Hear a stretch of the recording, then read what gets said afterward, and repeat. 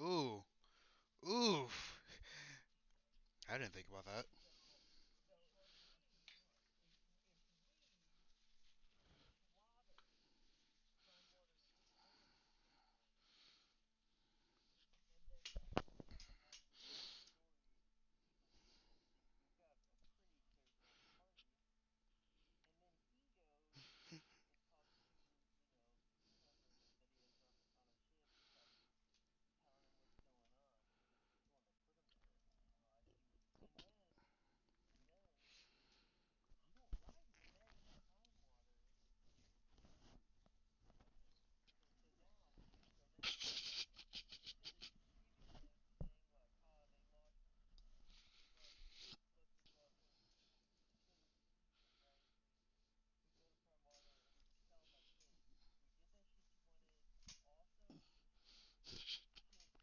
Straight up murked him.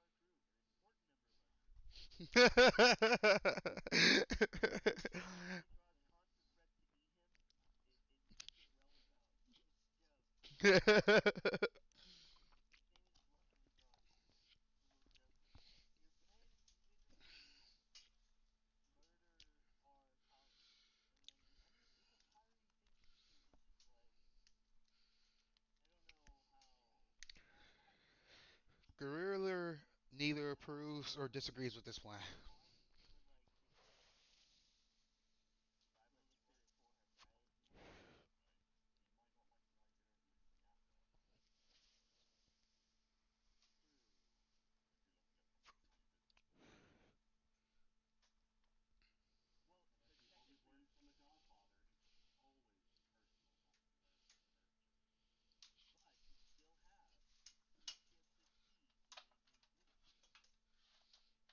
Um,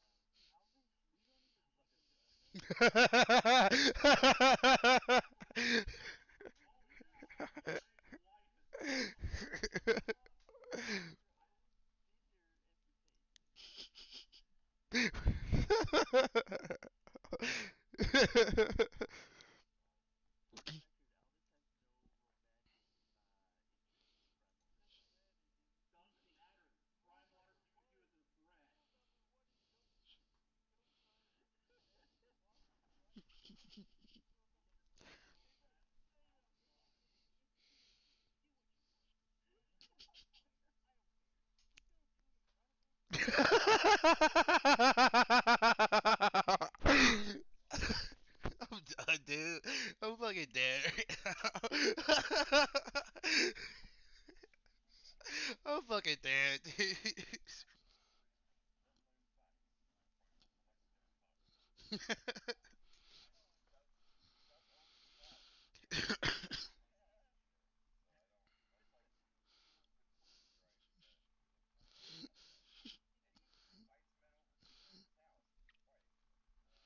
I mean, the bowl of cocaine and mushrooms was the ones that got me.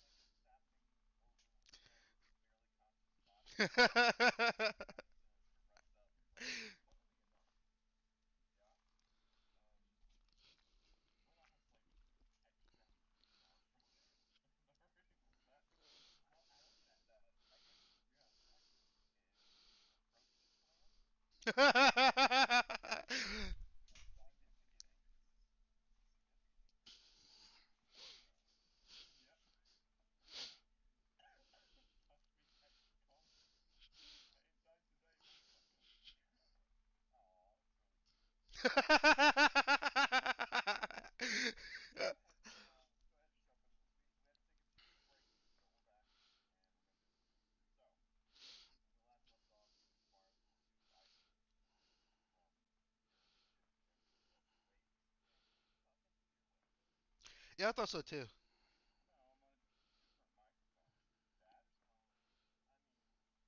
You don't got that silky smooth voice anymore.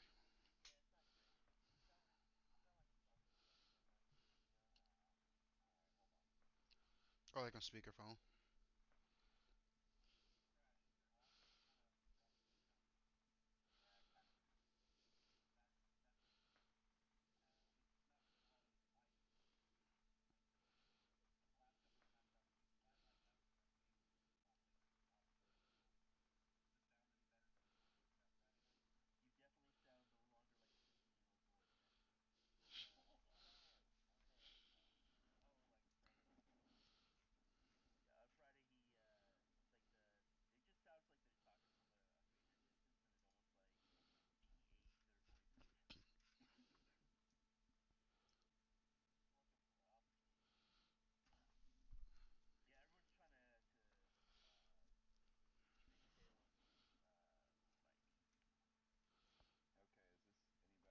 Oh, that's a way better. There it goes. Yeah.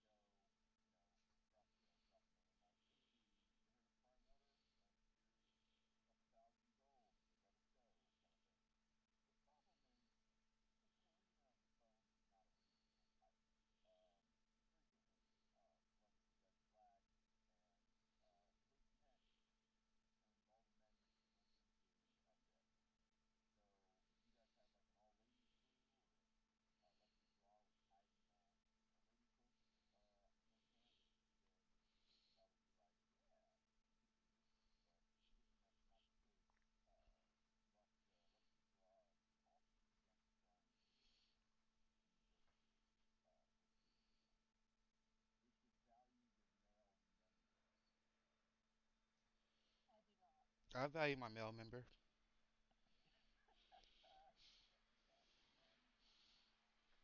Wait, you say you don't, Alfred? You say you do not?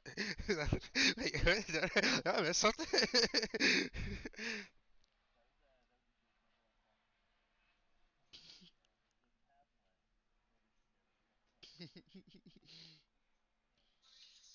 Oops.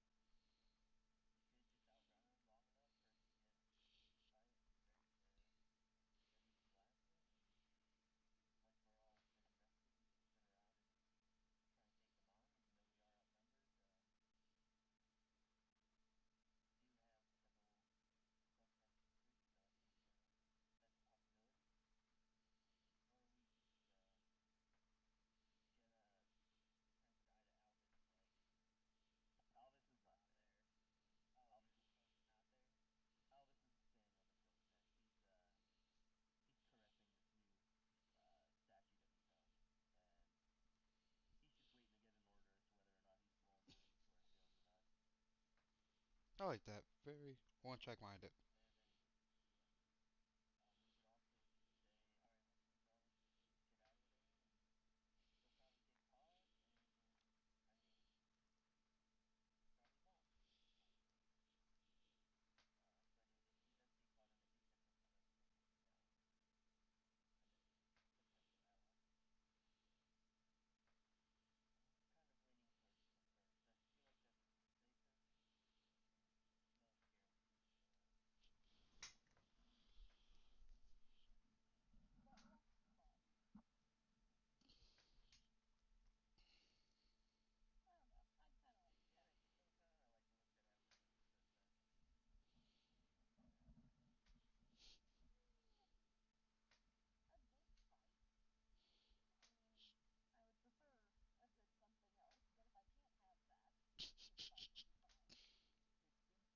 A good meal, a good drink.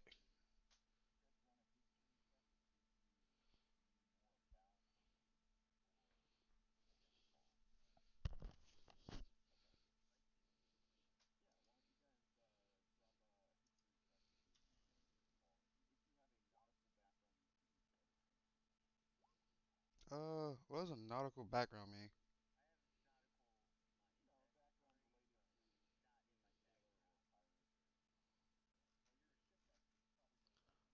Yeah, yeah. Okay. So 16. Oh yeah, I forgot fucking 24. Why am I even rolling? Stop the rolls. Stop the rolls.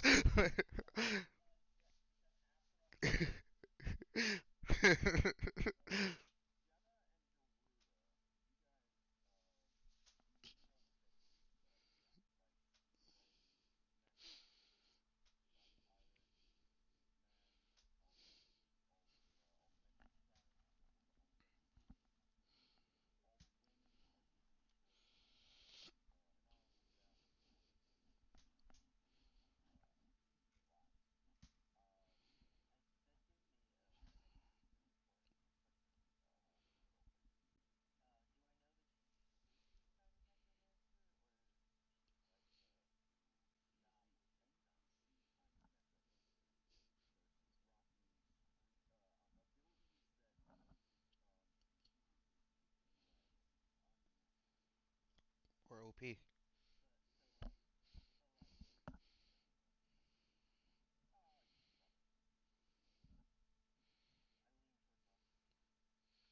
Uh, do you guys think I can?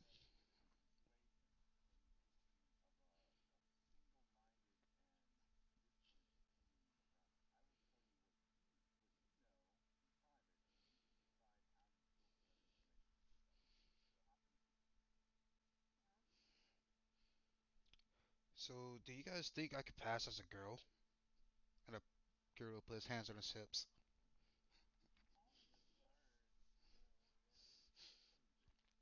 What if I just put my voice really high? Does this help? Any?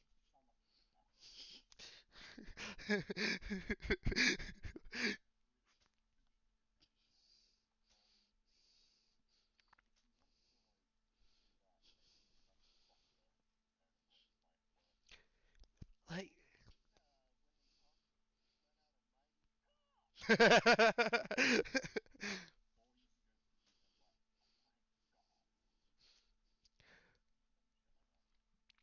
Like I could totally do that. That's like so easy for me. You have no idea how easy I can do that. It's just like comes natural out my voice. This is actually how I really talk in real life. Well, I don't let other people.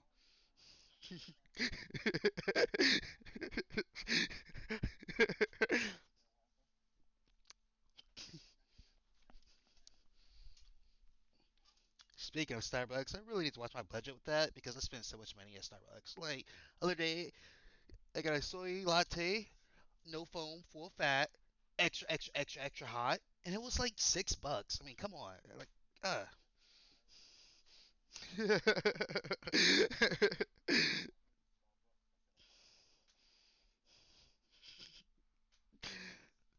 I think I do a pretty good white girl voice.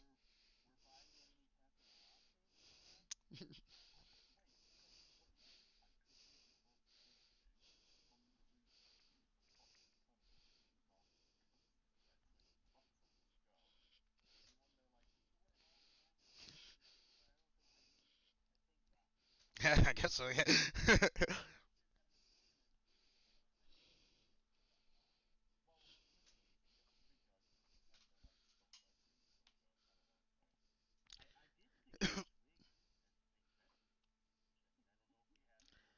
I think our crew is pretty diverse though, like low key. Like-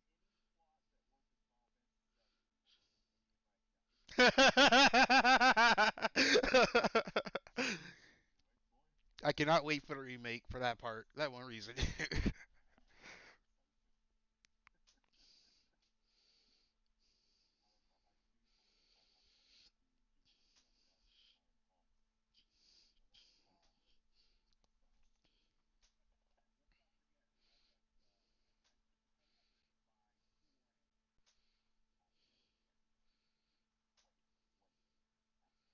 Oh, I got an idea.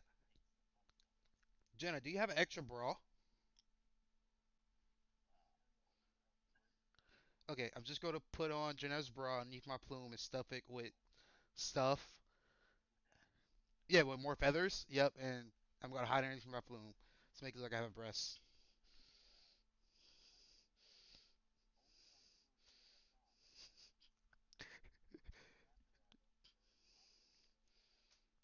All right. Oh, yeah, I'm good then. Yeah. Okay, I'm good.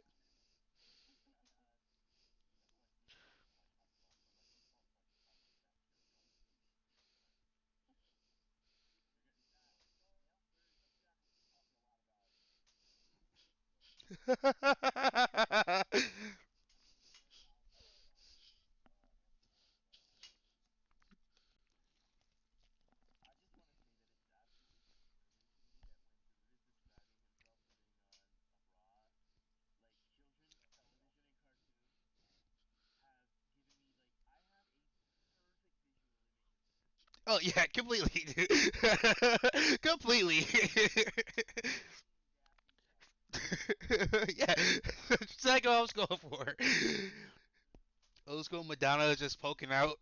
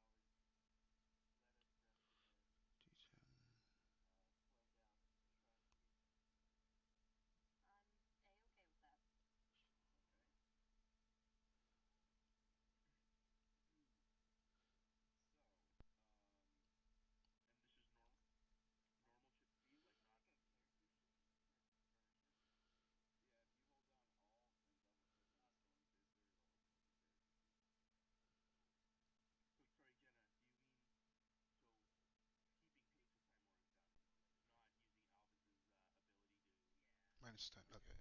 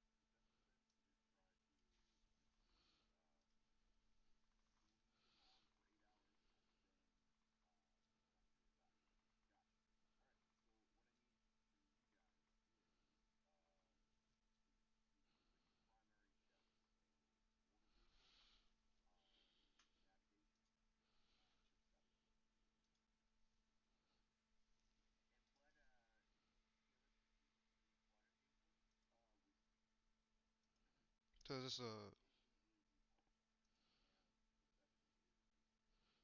just a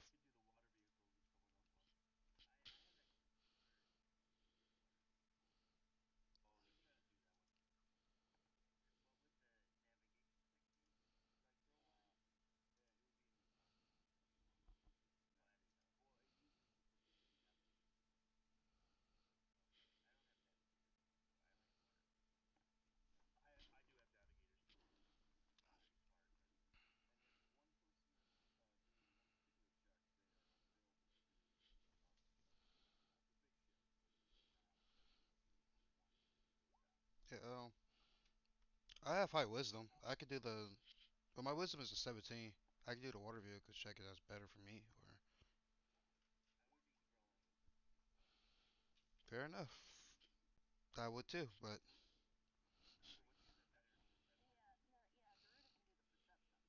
fair enough. Perception.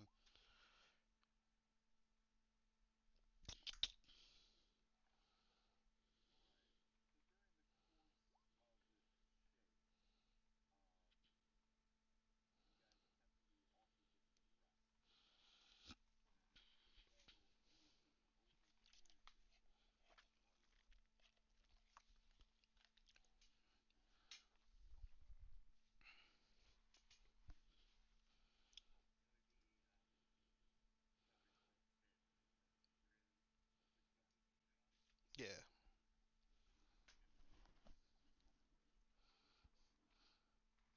I mean, you're our ship's doctor. Have you never seen One Piece? Well, you could be our musician then, okay? Every ship needs a musician.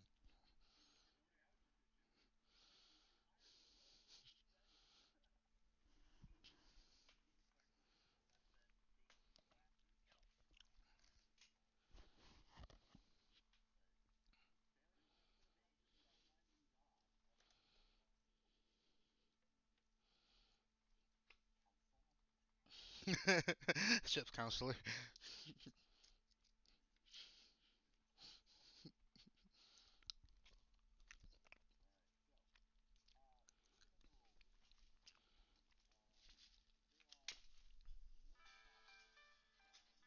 Please stop.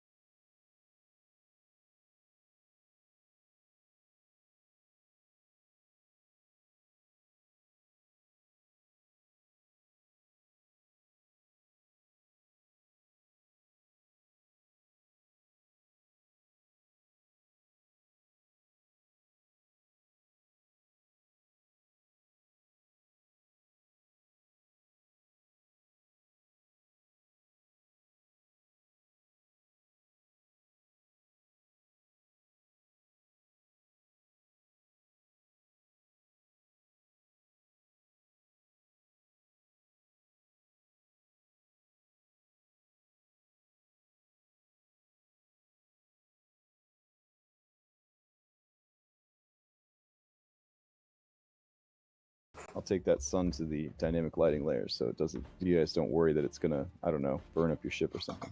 There we go. All right. So I guess the question here is, what now? I just have the 3 ships in the corner there. They are not currently on the map with you. I just have them over there to, keep them handy. But yeah, it's you and Timor's blessing. You guys are currently heading north, so I guess I'll grab you the compass real quick.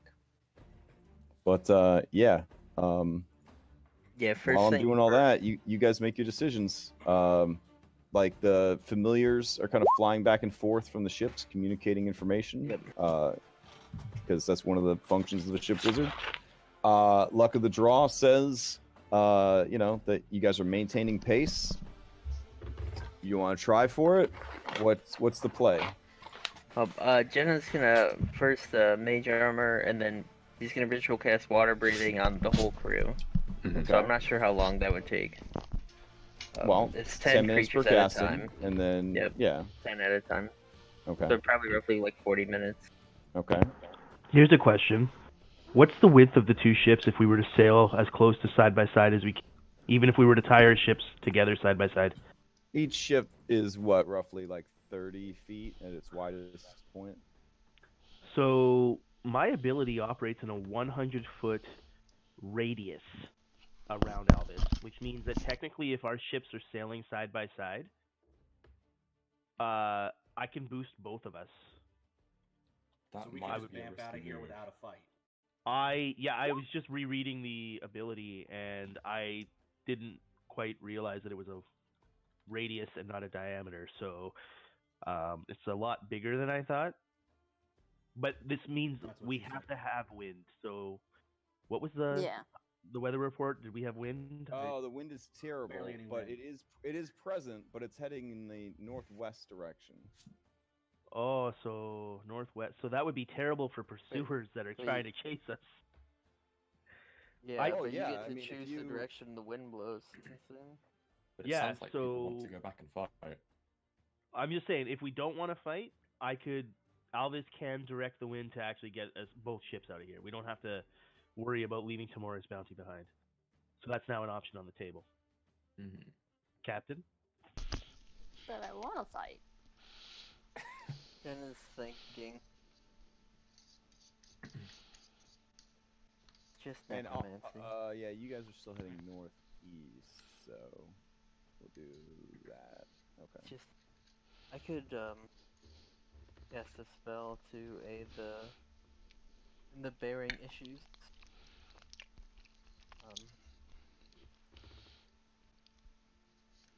We could really just get out of here. Probably the smart move. Get Primewater his goods without any risk. We are outnumbered and outgunned. But we can outmaneuver them with Alice's ability. Yes, for sure. We're merely operating with ballista here. Who's to say they don't have cannons? Do we know I want that ship if they have cannons. You're sure about this, Jenna? Do they have cannons? This is a question for Afra, I believe. You guys are in the industry. You know that cannons are expensive and illegal. You also know that pirates are illegal and spend most of their time getting money. So I'm going to leave the last part for you to sort of, we'll call it a riddle. We'll just leave that last part kind of open-ended. Jenna, imagine if we had that ship. Right? I mean, their ship is pretty cool looking. I mean, look at that thing. And, I mean, we can... I think that we can make some good progress. I think if we can sink one of their ships right off, and maybe another one too, and then we board the third. Do we know which one Carita of the Bones command?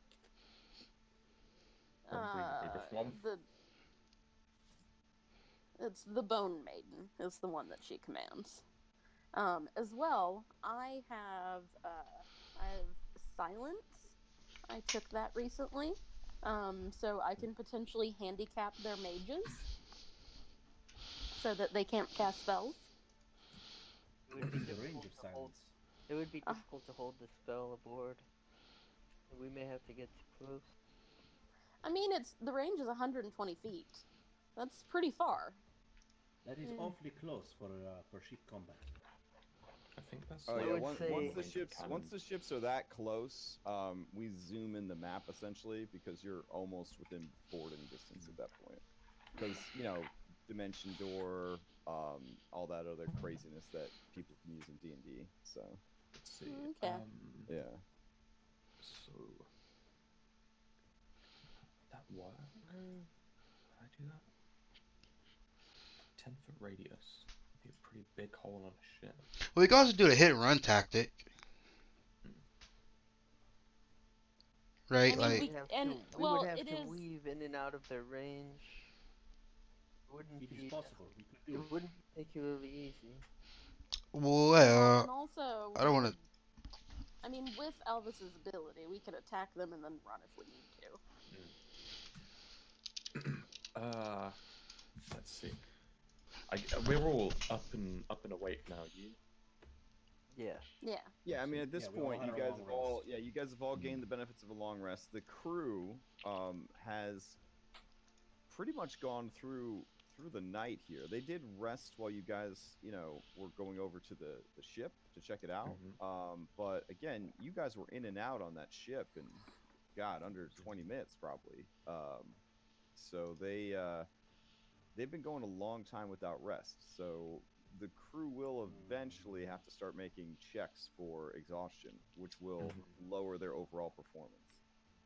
Because remember, on a ship, you are not just you. Like, the ship is like an organism, and all of the crew, including you guys, makes the ship function. So if the crew itself starts to wear out, that is sort of like the ship is wearing out. Yeah. Let's see. See, I think we need to fight. I mean, Afra, I'm gonna be honest. You're being awfully rash. We have so much money already, just in what we've accomplished. Is there something that you know that we don't, Afra? About this ship? Like, do they have something you want that we don't know? Yes, I believe it is their captain. Well, I mean, if we fight the ship, the captain's gonna die. They'll be the person who got shot, and I will blow her fucking head out. Trust me on that one. Anyway. No pun intended, but Garuda, do you think you could perhaps just, wing her or something? I mean, she could be quite valuable to turn into the authorities at Waterdeep. So I pull out my I go into my little fanny pack and pull out this long ass fucking rifle. Like, it has a range of 120 feet. Yeah, And Mary Poppins style, right? You pull this rifle out of your fanny pack. Yeah. Yeah. And Okay, I think that sort of ends the conversation of that one. I do have to reload it every time I shoot though. But my longbow can shoot 300 feet. And I still got this bad boy. Or 600 feet, I'm sorry. I can shoot this bad boy 600 feet with no problem whatsoever. We could stay out of their range, and you could just pepper them with sniper shots, but they could also potentially do the same. Crash, I'm pretty smart. Can I determine pretty much like how many feet in like let's say 6 seconds, their ships are moving? I mean, which would just be the same as our ships, right? Since we're pretty much maintaining course. Right. I mean, it's standard practice if you're going out into the deep ocean of, Toril, is that you have spellcasters to assist with your ship. So, while not everybody is a storm sorcerer, you would certainly bring the appropriate spell list for what you are doing. So you could assume that if these people are any kind of competent, they at least have one or more spellcasters who have access to similar magics. Control water, control weather, all the wind spells, all that kind of stuff. The same sort of loadout that you would expect, like from a ship mage or a ship wizard. not everybody is a wizard if they are a ship wizard. Like for Alvis, for example, is a sorcerer. Clerics will often be hired to go on ships because they have a lot of good nature type magic. Druids can, go on ships and control the elements and things like that. As a storm sorcerer is obviously like your ace in the hole for sure. But as those of you who rolled on history, like this woman has been operating in these waters for some time and has not been caught by the authorities and has a fleet of 3 ships now. So she must be in some way competent. So how many feet per round can her boat move? Or is her boat moving? Again, like they have maintained over the last 8 hours the same distance with you guys. So that would make you think that their ship is roughly the same speed as yours, or maybe it's a little slower, but the fact that most of her crew doesn't tire is contributing to the speed. I've got a question. Mm-hmm. How quickly would a 10-foot hole sink a ship? Gosh, it would probably take a few rounds, but yeah, it could go pretty quick. You boys got shatter. Start putting holes in ships. I have it as well, and Hey, it's safe even to better. say that they have it as well. I also Maybe picked that's up what some I odd magic. Basically like a underwater mine per se, but it sinks, so like I could drop it in the water behind the ship, and as they sail into it, it could explode. But also keep in mind that mostly in part thanks to the super embarrassing thing that happened on Critical Role while they were live playtesting the content for Ghost of Saltmarsh. Ships have like saving throws and stuff, and are basically treated as like creatures now, as far as like a lot of magic is concerned, to prevent the insta sinking of ships via like control water and all that other nonsense. Because that stuff's fun when like your campaign doesn't involve being on ships, but when it does, like I think you guys would be hella pissed if your 15,000 gold fee ship was sunk by a level 4 spell 35% of the time. You know what I mean? Fair enough. I agree with that they completely. they definitely did some tweaking after that happened, because not too many spoilers, but the Critical Role team got attacked by pirates, and their cleric sunk the ship in the first 6 seconds of combat. Yeah, so. Not surprised. Alright, I saw that one. Anyways. Yeah. If we're talking about sinking ships, I want the cannons, so we gotta keep one of them up. That's the only reason I want to fight. If we're not taking the cannons, then I don't want to fight then. Oh, okay. I mean, and I think the plan would be to sink the other 2 ships and then ram into the main ship. Yeah. Then I'm back on board. Let's fight these bitches. Yeah. But you'd still get your we cannons. could also just get away right now and make 10,000 gold and be happy with what we've accomplished. Not play the fool. I mean, but Just also, because... how badass would it be for us? Like, if everyone knows that we took out Karina's bones. Yeah, that would do a lot for our reputation. That's another question that I'm interested in. Do I know if she has like Karina has like a bounty on her head? Oh, I mean, generally every decent pirate has a bounty on their head. Yeah. It's tricky though, because some pirates are not pirates in certain nations, right? They've been turned into privateers. Yeah, so you always gotta be a little mindful of that. This lady, however, she definitely operates on her own. Like I can't imagine there's too many nations that would willingly step up. I mean, maybe the Red Wizards of Thay, but they have no like real sea holdings or interest at this current juncture, at least in this part of the world. So, are we fighting or are we running? Do we want to just vote? Yeah, we could vote. The vote is fine, yeah. Who votes to stay and fight? Are we Yeah, doing just that type in chat. Let's see what people think. Jenna I'm does always the down for- captain thing where she pensively waits for every other person to vote to see if she swings it. I like fighting. I'm always down for a good fight.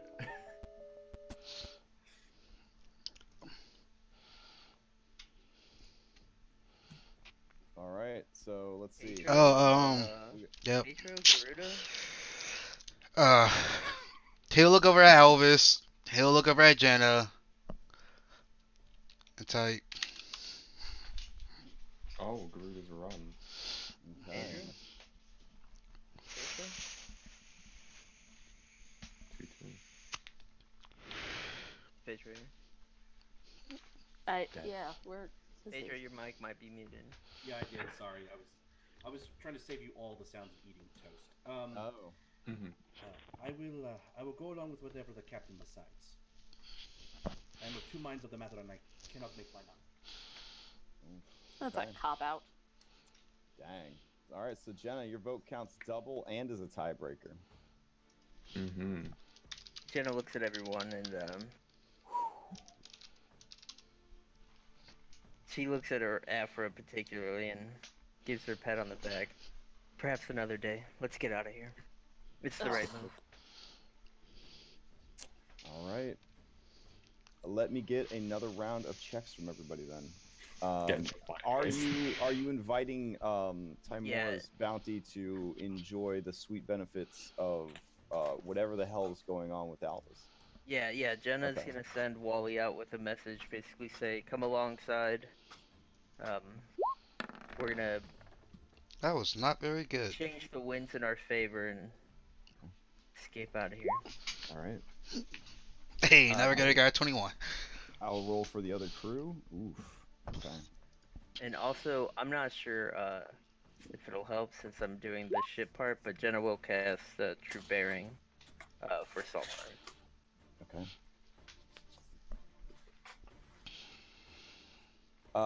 True Bearing, you can pinpoint the direction. So you just, while you're sailing, going to be shouting at Alvis, who already got 21, so he's back on track. Yeah. Okay. All right, let's see that water vehicles. Okay. Oh dear. All right.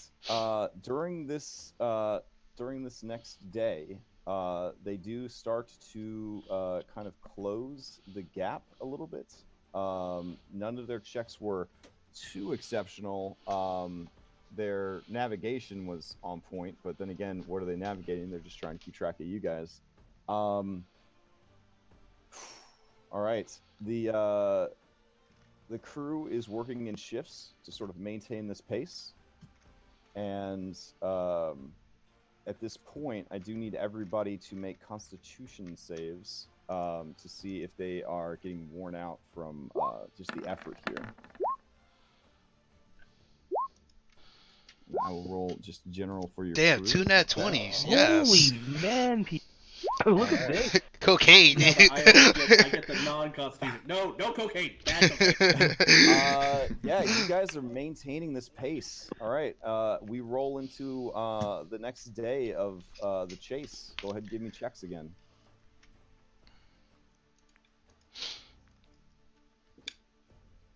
And then she would again cast the spell. That's a good thing. I don't know who their navigator is, but they're fucking amazing. Like, the rival fleet has been nat 20ing their navigation checks, but your fellow ship is they dialing it in for sure, but they didn't fail anything. Oh geez, Alvis. Yeah, so Alvis, Jenna's telling you which way to go with True Bearing. Good thing. Oh man. In the end, though, you create sort of another meandering sort of trip. You really want to go north. You keep sending the ship further and further and further north.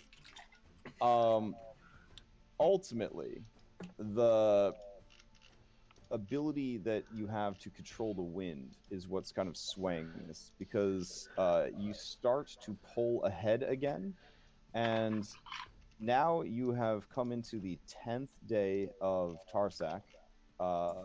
The wind is almost completely died down, but it is headed toward the east. So 1 to 3 miles easterly wind, mostly cloudy, no crazy storms or anything. But you have like the ability to just constantly generate this wind around you. Go ahead and give me one last round of Constitution saves. I rolled one earlier. Does my 11 stand? Yeah, for the first check was only a 10, but it is getting increasingly more difficult. All right. Wait, So what your did I roll in crew, con save? the roll I was doing for the crew, they are now exhausted. The Timor's bounty is not exhausted. They managed to maintain. Some of you are starting to sort of succumb to just the rigors of this.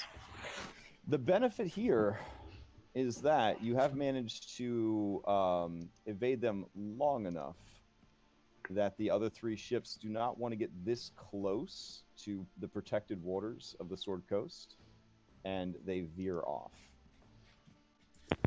To many cheers! Huzzah! All right. So, you guys do manage to sail back into town. Let's see. You were Roll this weekend. 1, 2, 3. Yeah. Okay. So you should arrive in the evening hours in Saltmarsh. Okay. Sweet. Let's take you guys back to the main map. Whew. Okay. So you No, have not successfully returned to the town of Saltmarsh. You're running with Karina of the Bones and her dread fleet. Maybe put a pin in that for another day. It's not like they're going anywhere. And you return to the salty and sweet town of Saltmarsh. Yeah. The weather continues to be cloudy but fair. The weather is pleasant, and you kind of sail in with the setting sun behind you, lighten up those sails, and you just take to port. Yeah, the other crew is extremely pleased to have returned safely to port. Luck of the draw does sort of approach you guys, and oh my god, what was that? Luck of the draw does approach you guys and offer a paw/hand to Jenna.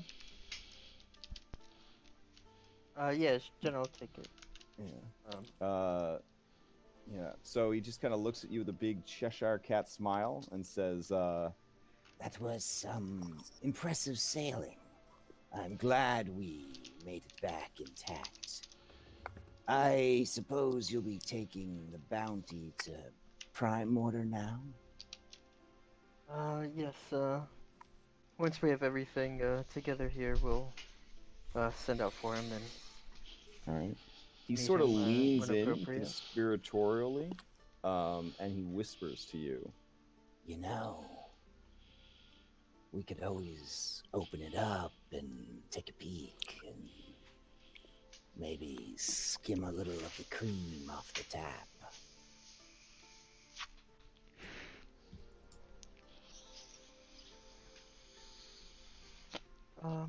I'll get back with you shortly, of course. Shortly, I mean, word is already spreading that we've returned. There's not much time.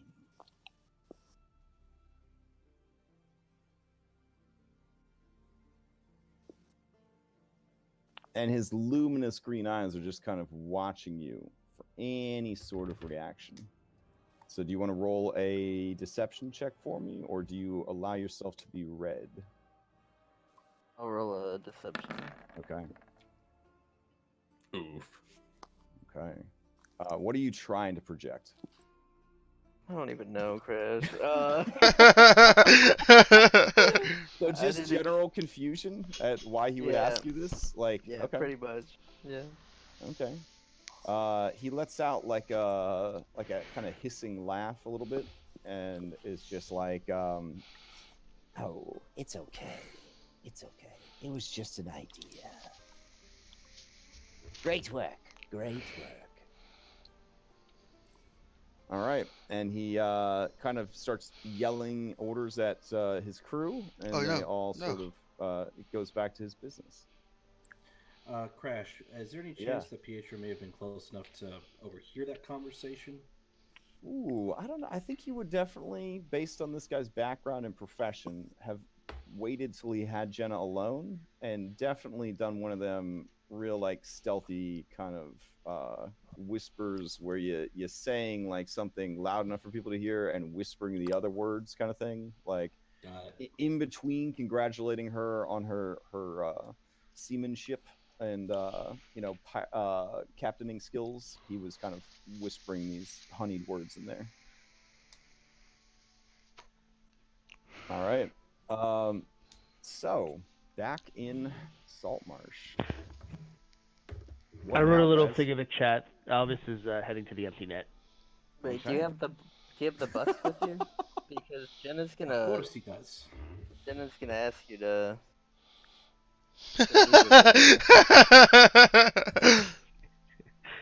before you go. I mean, he's just gonna shake his head, like, not like defiantly. He's just gonna be, oh no, that's fine. I'll carry it, and he just strides off. Alvis, I insist. He just like waves a hand as he's walking away, like, and he does say though, actually he sings to you that he'll be at the empty net. Do we Can I insight him? yeah, do we have a problem here? Yeah, sure. Albus, do you let yourself be read plainly, or do you try to throw up front?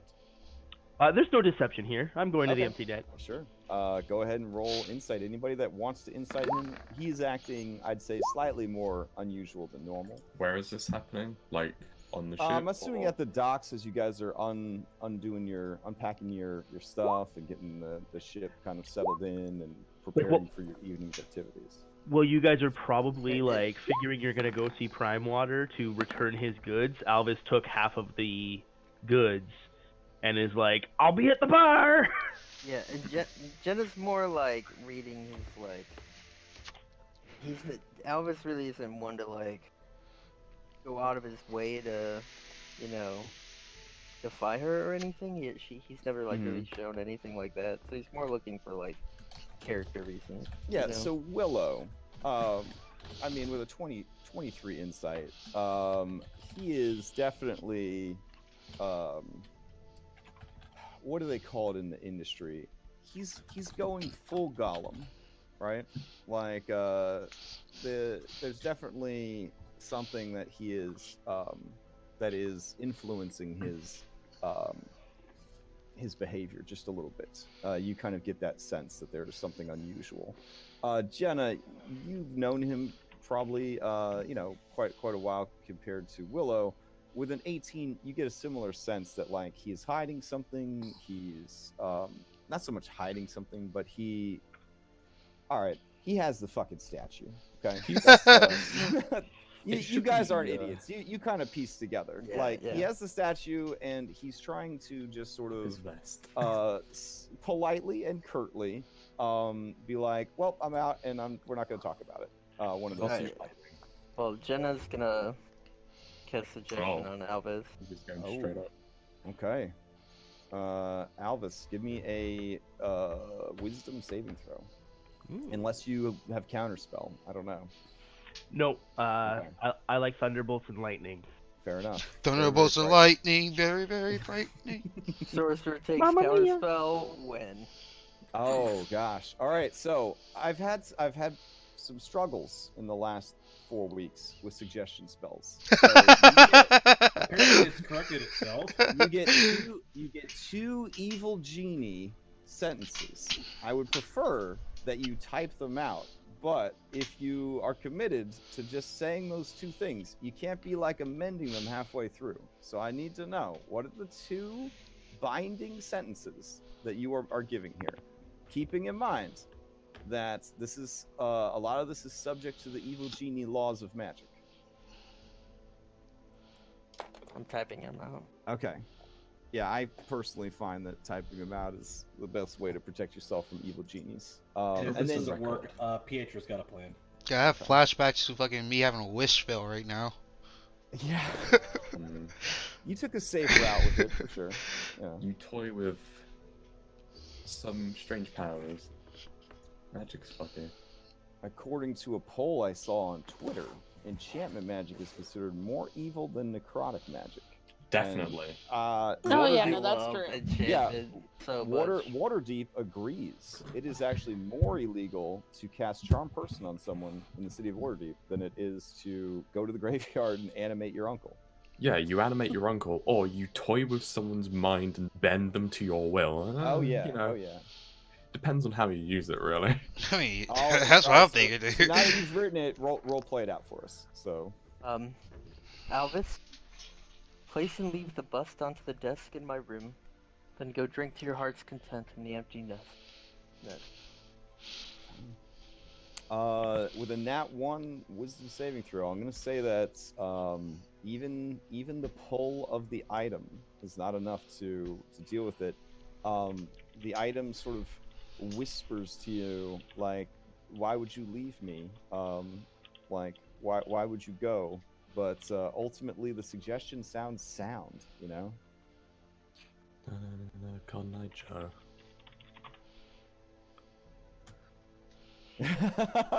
Fair enough. Okay. Jenna, you sense a great hatred for you coming from the bust. Interesting. Oh, shit. Might I make a suggestion? That's a very charged word right now. Magical that may suggestion, be of a course. trigger word right now. Yeah. Oh No. God, Crash! I didn't need that. Oh, Oh, spooks. sorry. Perhaps we should acquire a chest, place the bust inside of it, and then transport it with that. Yes. Make sure no one makes skin contact with it. I'm quite sure it has some kind of hold on Elvis, though. My magic just- should hold him away for 8 hours. This is going to be interesting of me just like trying to poke the bust into a chest with a sword. I'm going to go buy like a chest that can We hold should the have one on Yeah, the board. bust I believe weighs about 25 pounds. Yeah, Yeah. it's easy. It's not too bad. Yeah. They're not like those bananas you found. So Oh god, I forgot about those. yeah. Okay, So- so together you guys get the bust into a chest. So now you have the 500 pounds of bananas, and you have the nondescript chest containing potentially an evil artifact. Mhm. All right, your move. What's next? It has been a few weeks. Did anyone write down what we were supposed to get exactly? I believe it was just the bust and the It was just a locked chest. I remember being The just. locked I There don't chest. was a remember. lockbox made of Right, iron yeah. and lead, which is probably what is in the banana crate, but we do not know beyond Oh, yeah. Yes. the bananas. Yeah, so yeah, we're gonna open up the. We're gonna investigate and then open up the crate to see if the lockbox is in there. Okay. So using a crowbar, you kind of magic user, 18 intelligence. As you have crowbar ready to split open the banana crate, you do notice that ever so subtly there are runes of a magical nature etched into the wood of the banana crate. Anybody have a dispel magic spell? You can do an Arcana check or read magic isn't a thing anymore. So you could do detect magic or an Arcana check to learn more about the runes. I would first ritual cast detect magic, and Okay. then I would do the Arcana. Yeah. and So try the to runes on the box, they are runes of protection. Not so much against somebody opening it, but just against general wear and tear. So they are essentially there to strengthen and protect the crate and its contents. So it shouldn't be problematic to open it up. Real Okay. quick. Yeah, so it's before not we it's open not this- abjuration magic so much as it was like transmutation magic to sort of strengthen up the Okay. wood and whatnot. Yep. Jenna, would you have me here, or would you have sent me after? I mean, if you asked to look after Alvis, Jenna would be like, all right, but she's quite confident he's gonna stay in the empty net and drink for about 8 more hours.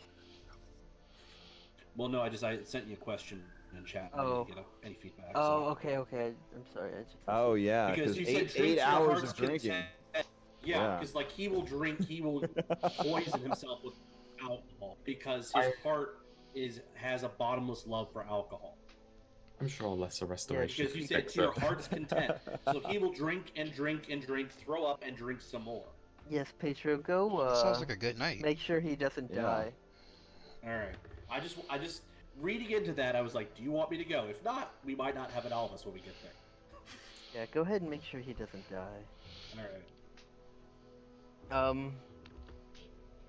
Alright, well, since it's just transmutation magic, should go ahead and open it up.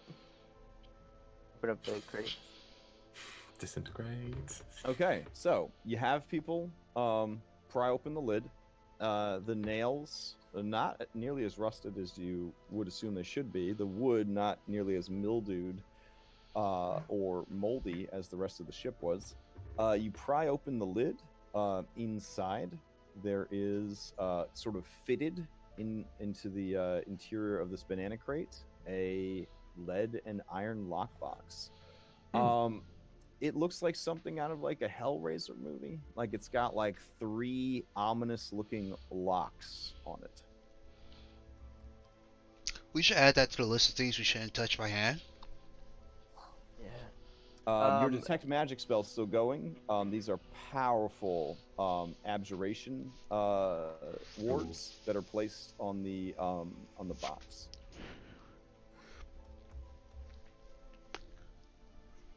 That's probably something we should not touch.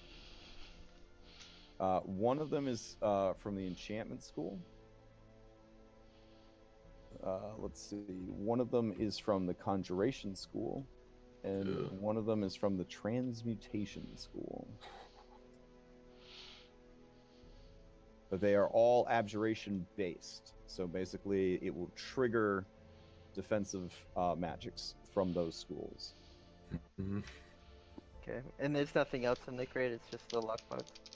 Yep, it's just the lockbox. The lockbox looks thick, heavy, and is a little ominous. You can almost hear whispering coming from the lockbox. Yeah, that's a good sign.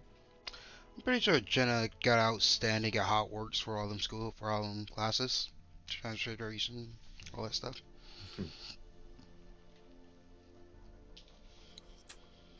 All right. Okay.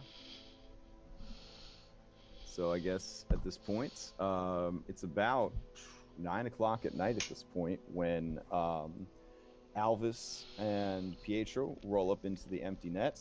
Kreb Shanker looks up, gives you guys a winning smile, motions to 2 open spots at the bar, and Tits McGee is already pouring you guys some drinks. I think Alvis is still AFK, but typed in some instructions in chat, and Pietro will take up a post next to Alvis.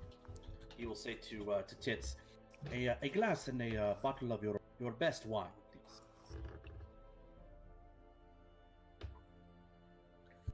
All right. Yeah, they're going to go ahead and get that ready for you. Is this going on your tab essentially? The tab that we keep because you keep going to the same tavern, so it's easier than me nickel and diming like pennies out of you. And it's a lot more fun that way. All right, so yeah, sure, yes, we'll put it on the tab. Sure. All right, so yeah, no problem. You need food, right? You've been at sea for a while, so they bring you out some barbecue ribs, coleslaw. Oh yeah, it's the good stuff. They got the good stuff tonight. Little cornbread. Do you have any fried potatoes? Oh yeah, they've got cheesy fried potatoes or just regular fried potatoes. I would have cheese, please. Yeah, sure. They bring you the cheesy fried potatoes. Yeah, you guys are just gorging yourselves and having a wonderful time.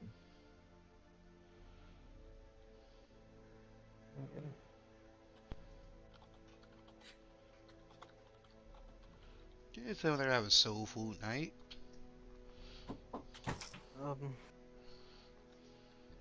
Let us get this lockbox in a separate chest, and let's send word to Primewater, but Welcome to the comic.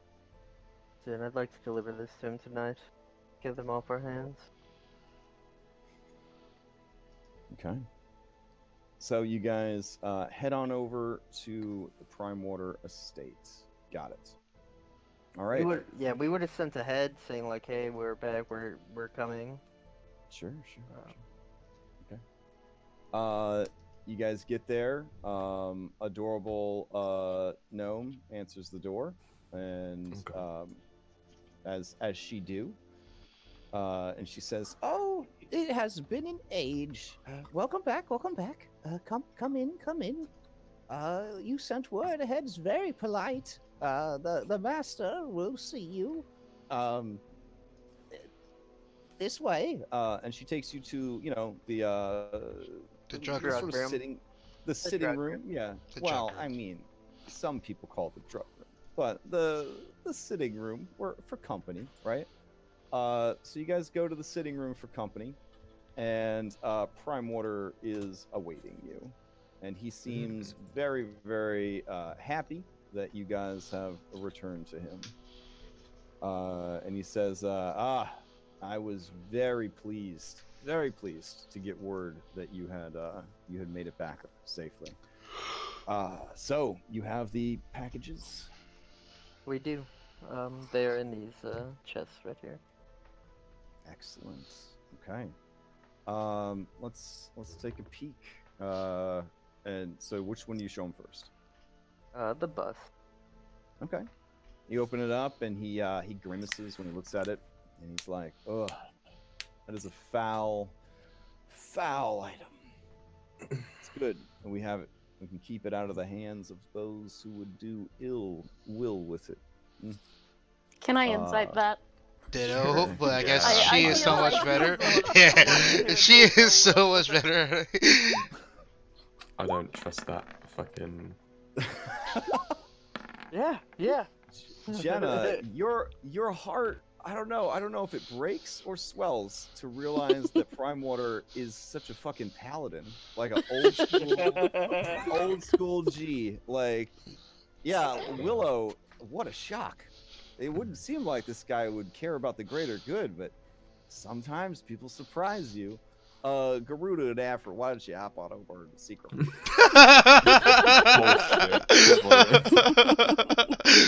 He's gonna use it for his own ill.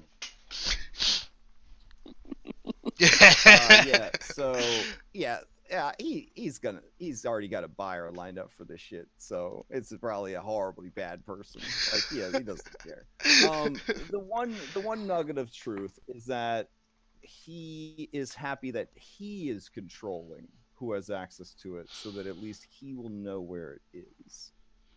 So there is an element of truth there that he does, want to make sure that this dangerous ass weapon essentially is where he decides it should go and not anywhere else. But you don't get the sense that he intends to use it. Like his revulsion at the item was true.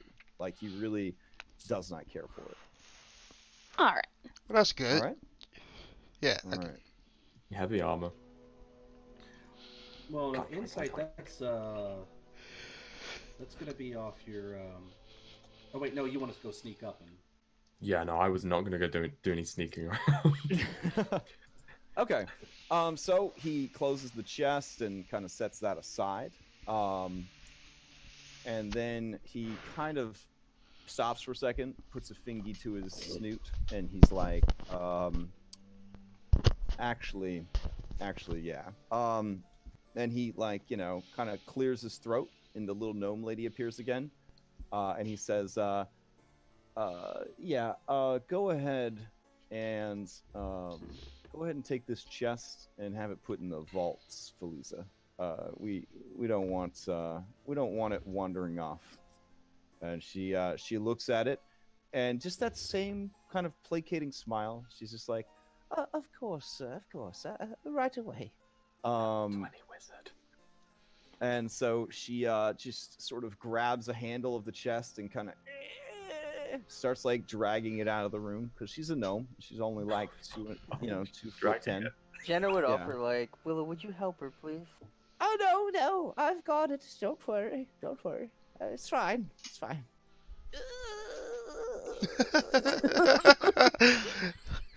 Please, let... And it takes a long time, and like Primewater just like sips his whiskey and like kind of like furrows his brows at her, and she just finally exits the room and closes the door. I'm just kind of watching like, what the fuck? Okay, cool. So let's see the next box. Oh, this is like Winter Festival. Yeah, the statue. That's fine. I got that. Like, Sure. it's a evil artifact. Whatever. People touch it, bad things happen. What about this chest? Well, full disclosure, it gives you a bunch of powers over like fungi. I don't know. Well, yeah, I'm sure. Hey, Yeah. But fun that's guy. pretty straightforward. This chest, though, Bad women. Yeah, I see. Well, have you brought in it? Is it still in the banana crate for like low profile transport? No, when we arrived in town, we opened up the banana crate to ensure that it was, Oh no, I'm asking as the DM. Did you transport it no. town in the banana we crate, or moved did you it just have it? from... We moved it from the banana crate into a similar chest to the bus. And a bigger chest. Oh, okay. So, okay, cool. All right. So he opens the chest, and the lockbox is in there, and he his nose kind of twitches a little bit like a bunny rabbit, you know, and he says, "Oh my, this is pretty nasty." Yeah, so it that seems like a lot of magic to protect some run-of-the-mill treasure. Well, I mean, I guess. He says, like, kind of just staring at you, and like his gaze occasionally dipping down to look into the chest. Is it safe to touch? Can we? Oh. I wouldn't touch it. Well, how did you get it in the chest? It looks heavy. I mean, we put on like oven mitts. Oh, and that It was all you was. needed? Great wizardess was oven mitts. Right, All right, hold slings, on. He Earlier. clears his throat, and you see just like dripping with sweat. Like, Yes, sir. yeah, bring us some oven mitts. Certainly, sir. And she dips out of the room, and he just kind of sips his whiskey, staring at the chest. Time passes. He kind of thrums his fingers on the side table a little bit.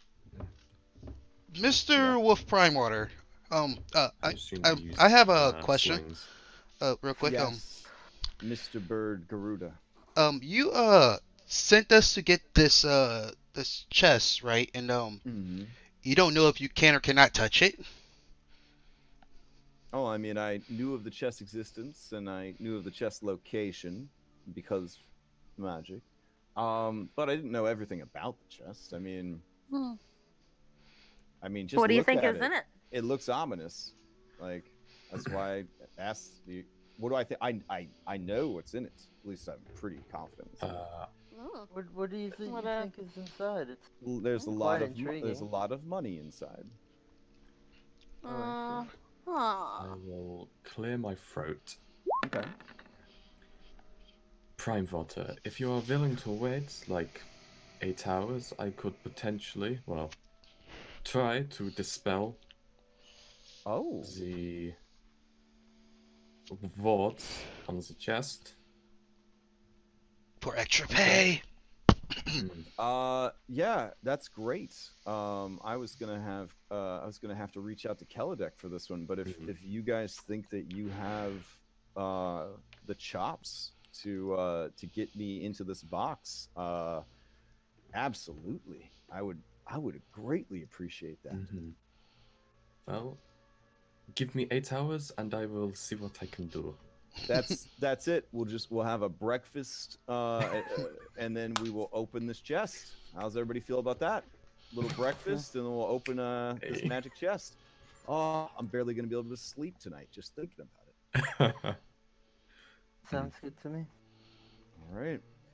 Well, if that's the case, I guess we're done for the evening. The door opens, and Feliz is there with the oven mitts. I have them, sir. Here you go. And she hands him they look like fish, you know, and he puts them on, and he goes to lift the box, and he's like, oof, this is pretty heavy. Which one of you beefcakes was able to lift this? I mean, my fragile old man body can't manage it. Can somebody? Well, we'll just save it for tomorrow. And he takes the mitts off, he puts them in the chest, and he closes the chest. Okay. Well, you've definitely done me a solid, but until I can verify the contents, I can't pay you the money. Now, I know that puts us in an awkward situation, because what's to say that I'm just not going to pay you tomorrow? But I hope that you understand by now that I'm a man of my word, and that I will definitely do that for you. Question again, Mister. How about this? How about half the money, right? Or did I already pay you half the money up front? He narrows his eyes. I actually remember.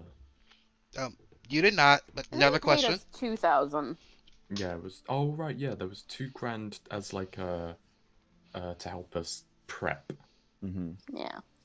I thought that was the money we got because we did the mission beforehand. No, we got paid and then No, we got... Jenna managed to persuade him the to. guns. Right, I remember because he said, like, you know, it wouldn't make any sense for me to invest this much into it and then skimp at the last second. Blah blah blah. Yeah, because we got that With me, you have to be and very then we careful swerved. that I'm not just having the NPC test you and I actually wrote everything down. That's why. Yeah. I wasn't for sure that wasn't what you were not doing. Yeah. So he kind of, when you tell him, like, no, it was 2,000, his face kind of warms a little bit, and he says, all right, so I still owe you 8,000. We'll have you leave here tonight with 4,000. You come back tomorrow, help me open this thing up, and we'll just make it another, if you can open it up without killing me, anyone in my house, or blowing us all up, I'll throw another 1,000 up there. Interesting. Sounds good. I mean, I was kind of thinking we might stay here for the night. I'm still confused on why we're his not getting eyebrows paid. kind of skyrocket. Like, you're inviting yourself to spend the night in my home? Well, I mean, we've delivered this item to you, and is there something in your backstory that I don't know about? Are you my daughter, or are we in some way related? Is there some reason that I would let you stay in my home? Is that... Well, her then, friend is I mean, I smashing your guess wife. we might have to take that lockbox back with us. We can bring it in the morning, though. Oh, I see. And it means that much to you to stay at my residence overnight? I actually prefer not to sleep here. He might eat me. I mean, well, we can just take it with us then. We'll bring it back in the morning. Mr. Primewaters has been very fair to us. I don't see any reason why not to trust him. But why don't we do this? If you feel that you need to keep an eye on this chest, you my dear Afra, can stay with the chest all night. Just you, and only with the chest. Only with the chest. What does that even mean? It means wherever I happen to be storing the chest is where we'll also be storing you.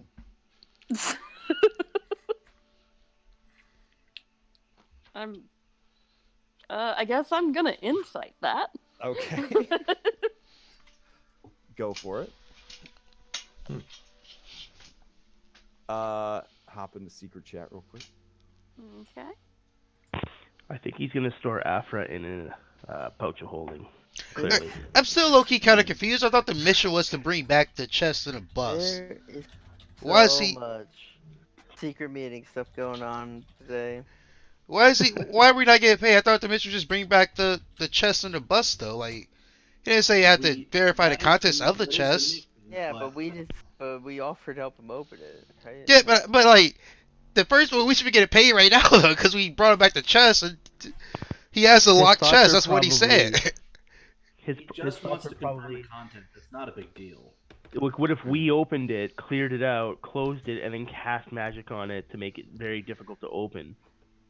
Like, he's just making sure that we didn't, screw him over. So let's say that chest is empty though. The main point is that he just asked for the fucking chest. He did not ask for the fucking what's inside the chest. He just asked for the locked chest itself in the bus. That is true. That's like my whole argument right now. Wait, what? Like, why are we not getting paid? You never say you want the contents. My guess is that if we had brought crate, he'd been like, "Oh, okay, here you go. Here's your money." But because I think that he probably knew how it was packaged too. So because it's not in the banana crate, he's probably thinking that he needs to trust us. I mean, there's clearly no honor among thieves. If Afra's gonna be like, I don't fucking trust your ass. But he never told us what was in the chest though. So how do we, if it's not in the chest, how do we even know how to look for it? Money in it. He just told us there was money in it. He didn't say it when we went out on a boat. So we had no clue if we even got the chest and it was already taken out, how to find it. Are you doing more coke in the drug room? I'm actually being so serious right now. I'm being so serious right now.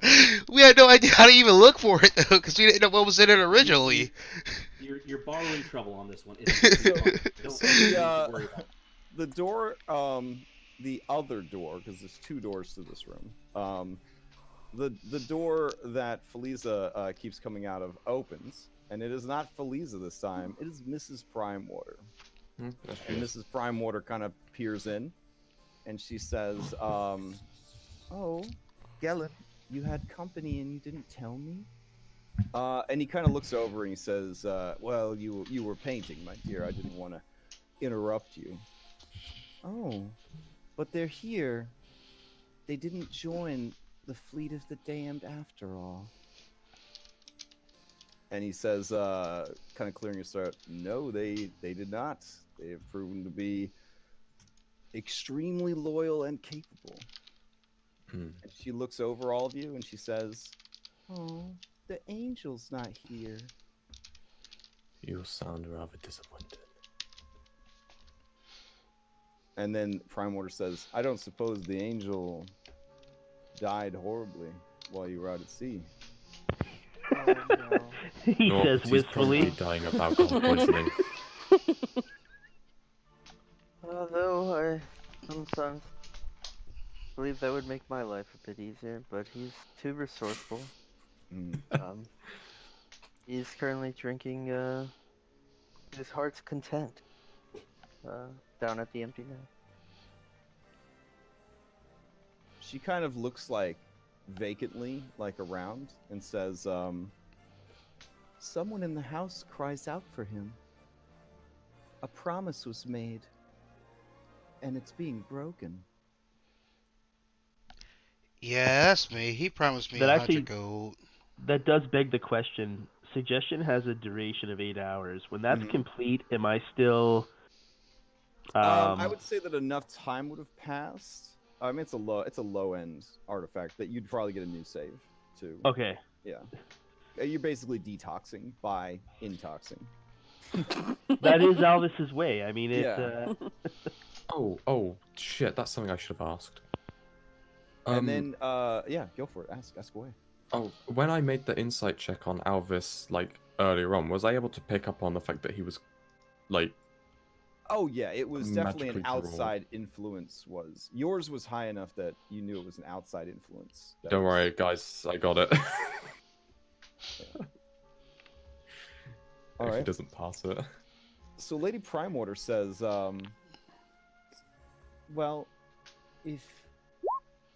Gellin, why is your tummy in knots? And she kind of like, personal space, not an issue, PDA, not an issue. She just kind of starts rubbing his stomach. He blushes, and she says, oh, you're nervous because your new friends wanted to have a sleepover. And she kind of turns her head very slowly to regard you guys and says, you're welcome to spend the night. I'll have Feliza set up the guest rooms for you. Afro beams. Big smile. I want to insight check Lady Primewater because she just gives me the creeps constantly, and I don't want someone trying to like murder me in my sleep. Just beware that getting into her mind might be its own danger. You've got this. Roll it. No pain, no gain. I don't know. Yeah, I mean, she's obviously insane. I think I rolled like a nat 20 over her. Yo, I rolled before. a nat 20. Yeah, like I rolled a nat 20 on her too. Yeah. Like, hold up. She's not trying to hide it. I should really set my things to query roll. Gellin looks very uncomfortable, but he says, sure. Yeah, that'll be fine. The guest quarters will need to dust off the duvets, but it's been a while since we've had guests. I'm gonna insight check her tomorrow. So prepped. Yeah, I'll do that. Can I insight Gellin when he says it's been a while? Are we just gonna? It's his name Gellin now. Are we just gonna? This is kind of his Gellin. No more Primewater. Insight check. Insight check. Jenna, please hop into chat or secret chat. Okay. Right, I'm really hoping that I don't fuck up trying to dispel that chest because I'm like buffing the shit out of myself before I do it. I hope so too. I Do mean, an 80s montage of spell preparation. Yeah, like enhance ability for wisdom because I'm probably gonna need the advantage on the wisdom check. And then because I'm like thinking this thing is like, what has it got on it? Like enchantment, abjuration, and like transmutation, like Conjuration. conjuration. So I'm thinking the conjuration could just be like a teleportation spell. Or some dumb shit like that. huh? So what I just heard, I have my I'm release also weapon. a little bit worried about what is in the chest. Yeah. I mean, that was my argument before. It Like, is clearly not treasure. Because there's whispers coming from that, so there's like... I'm thinking something in a similar vein to the bust. my argument was that we should be getting paid now because we did our job. He got the chest. It was never about opening it. But apparently, But think about it this way. If I open it, that's an extra 1,000 gold. So... On top of what we're already getting, so I mean, you know... I If you honestly open it just want to without see what killing happens. anyone or destroying the house. I can't make any promises about... Open it in the fields, far from the home. I'm like, because I'm hearing transmutation, I'm like, is this thing gonna like disintegrate me if like I try to touch it, or like some dumb shit like that? should we have Albus here too? Just because. Is anyone using detect magic right now? Like, No. or that hasn't come up yet, right? Because you guys checked the box while you were on the ship, blah blah blah, right? And we don't have any crazy warlocks that can see magic all the time. Is that No. I will. okay? I'm prepping. I'm changing my prepped spell list at the moment Okay. for checking All right. that thing completely So, tomorrow. do you guys send word to Alvis and Pietro, or do you let them enjoy a drunken night of ribs and cheese, potatoes, and hookers and alcohol, and just Oh yeah, Gorilla would do leave. you want them to? Do you want them to come spend the night at the Addams family drug mansion? Yeah, Jenna's counting on the fact that after the 8-hour suggestion spell wears off, that Alvis drank so much he's just passed out for a good while. I mean, I feel like we should send a message for them to join us in the morning. You see, I was doing the opposite, and Gorilla was not sleeping inside his house, and he's going to go join at the empty net. Just like, okay. How do you excuse yourself? Socially? Well, I mean, you could take the message to the others. Yeah. I'm gonna go tell our other crew members that you guys are staying here. We will be staying at the empty net tonight. They're just gotta make sure to inform them, Mr. Wolf Primewater. You understand, Galen, right? Okay, bye, and I walk out. Okay. And Galen looks a bit relieved, and he says, "Ah, good. Does anyone else feel more comfortable staying in anywhere else?" Jenna looks at Afra. Because if there's anyone that would like to stay somewhere else, I'm feeling especially generous and would love to provide them with 50 gold to drink and carouse somewhere that's not my home. Jenna just doesn't want to leave Afra here by herself. So Jenna's gonna just be like, I wouldn't want to be rude and decline the fair lady's invitation. If you two stay here, I want to take care of Alvis in the morning of his predicament. I thought that's what Pietro was doing.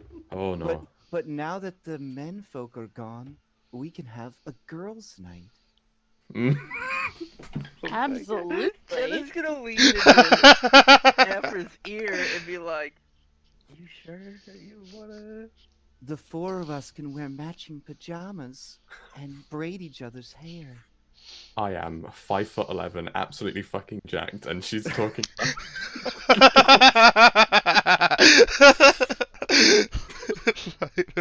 Absolutely jacked. Spray hair, yes.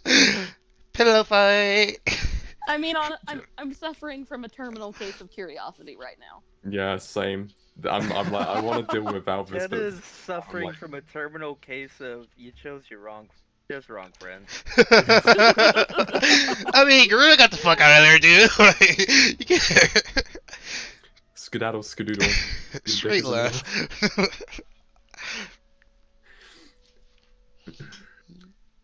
God.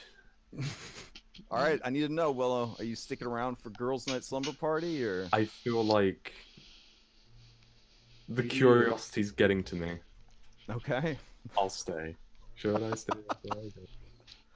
All right then. All right, so we got an even split. We've got the dudes having Hangover 4, and we've got the ladies having. I don't even want to know the title. Slumber party asterisk question mark quote unquote. Raises an eyebrow and he says, "So I trust that you'll be a great hostess then, my dear." And she smiles at him and she says, "I suppose."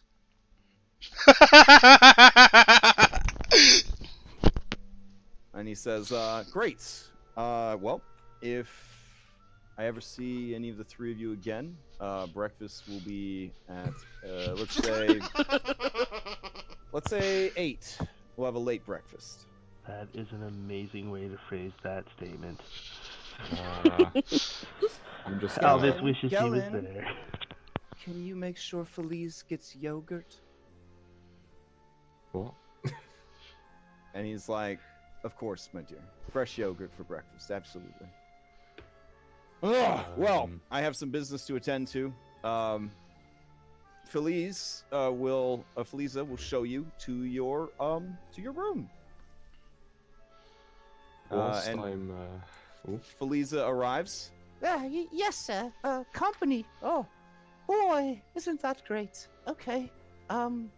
Yes, this way. So this is a Beauty and the Beast Blackbeard situation. You definitely need to stay in only the guest quarters tonight, or really bad things might happen to you. Yes, I wasn't really planning on escapading around the house. I'm not looking for bad things. So. Okay. Yeah. Fair enough. When I'm on my own, and because I don't want anyone to see me casting magic, I'm gonna cast enhanceability on myself for wisdom. Oh, okay. You're gonna juice up in the powder room, basically. Yeah, I'm a juice up on wisdom in case some funky shit happens. You're like, God, I can't read these people at all. Takes out like the crushed owl beak. Yeah. Exactly that. Yeah, you guys listen at the door. You're not sure what kind of powder she uses on her nose, but holy crap, it sounds painful. You hear like the faintest like eyes. She just popped a nose up her nose. Your eyes kind of like, like super dilate for a second, and you feel more insightful than ever. Yeah.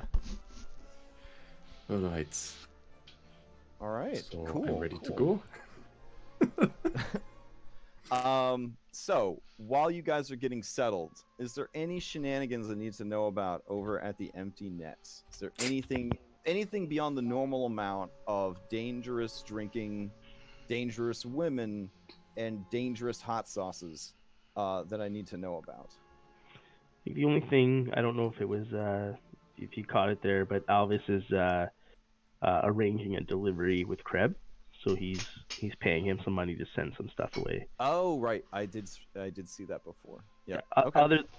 Other than that, Alvis is he is drinking to his heart's content, which incidentally, contrary to what others may have perceived that to look like, actually means that Alvis drinks less than normal.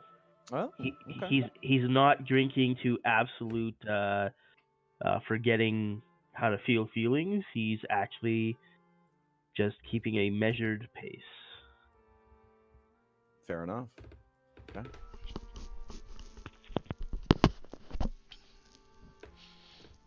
All right.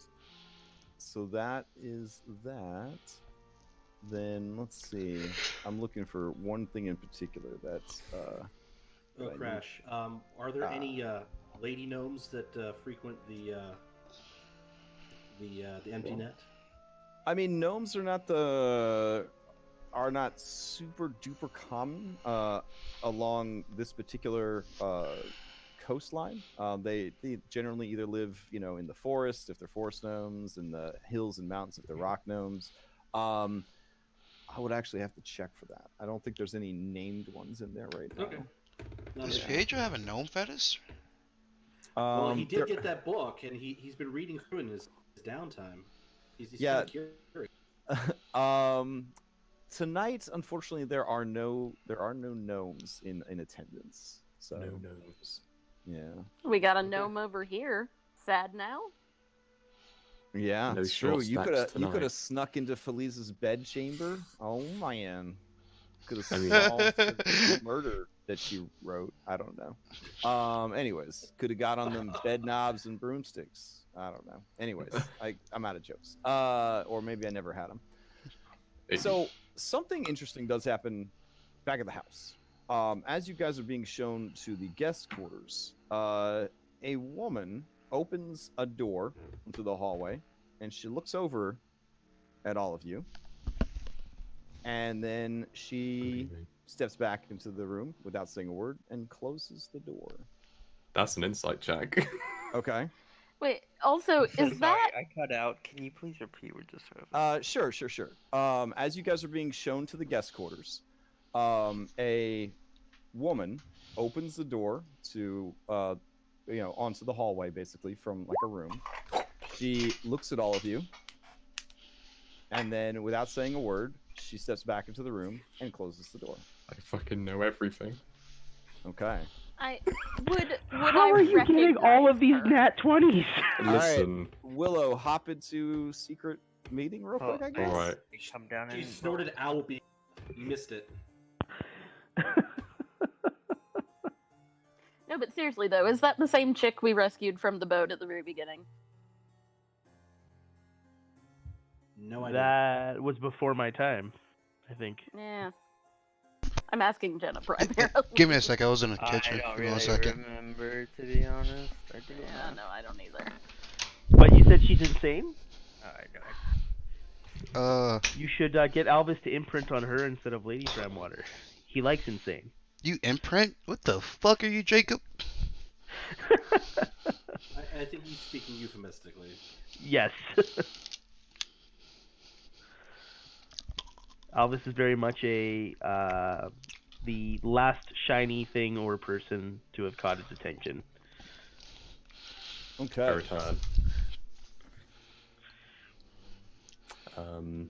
Listen, I'm on a roll this weekend. I'm trading back for those 7 fucking crit rolls I took last time, because I got like 4 crits in like yesterday's session too, and I got like a 109 damage crit on the boss monster. Oh, well Yeah. done, well done. So, yeah, nobody else like Feliza and Lady Primewater? Question mark.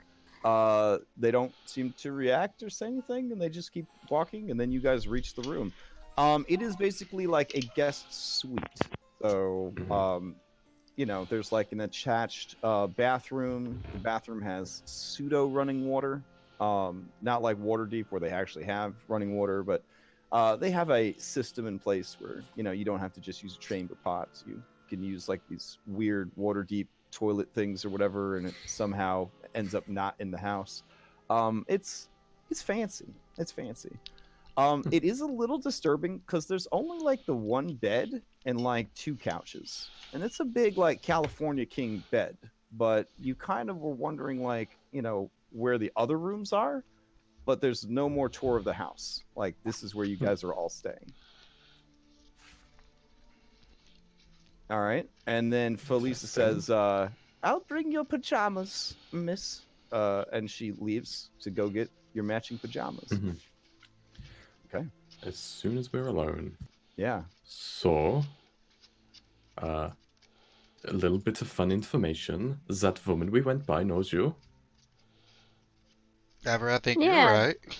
Didn't we? Wasn't that the chick we saved way back when? Like 6 months ago. Crash, is there like... I don't personally remember myself doesn't matter. Remember, but does can I see if my player remembers? You may roll an intelligence check. Magic of note taking. I mean, that was like literally such a Jiro though, dude. Was it? Oof. Yeah, 20. Oh, nice. Oh, nice. yeah. That was one of the people that was saved by the Kraken alongside you guys. Yeah. That was one of the people that when you guys arrived at the guild hall was sort of spirited away. Yeah. I think she was trying to run away. That was the one that we swam down to. Yeah, you would help swam down to rescue. She was trying to run She was away? in like juice and bars. Oh yeah, she was and furthermore, she was kept in a separate cell on the lowest part of the ship. I think that she is the Primewaters' daughter, or at least related. She has a lot of similarities to him, and I don't think she was expecting anyone to be here. Are you guys having this conversation out of earshot of Lady Primewater, as she sort of kind of? Oh, is she in the room with us? Oh, she's. I thought we were on our own. Oh no, Oh. she's staying the night with you guys, but she's busily kind of building you guys like a pillow fort right now, so you kind of have time to discuss. Yeah. Just something to think over. Okay. All right. Miss Primewater, I thought I heard Mr. Primewater say he hadn't had guests in quite a while.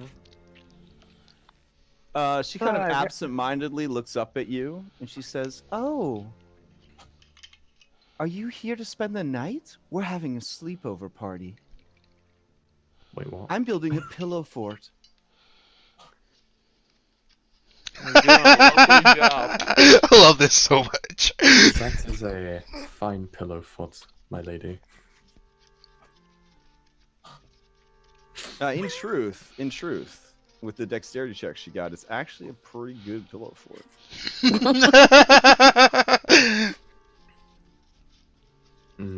Like it's got battlements and everything. Actually has cannons, so Garuda's super jealous now. Hello, cannons. So she says, it's late, but do you require food? I mean, I feel like we'd have already eaten. Yeah. What shall we do first with our sleepover? It has been an age since I had anyone spend the night. Well, has it? It has been an age since I had a sleepover.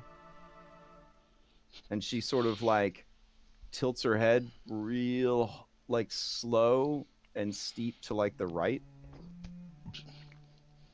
Yes, let's talk about boys. Tell me, Miss Primewaters. Ooh, how I did you love and... boys. I know. How did you and Gellin meet? Oh, it's a funny story, really. I was still my mother, and I found him as a puppy.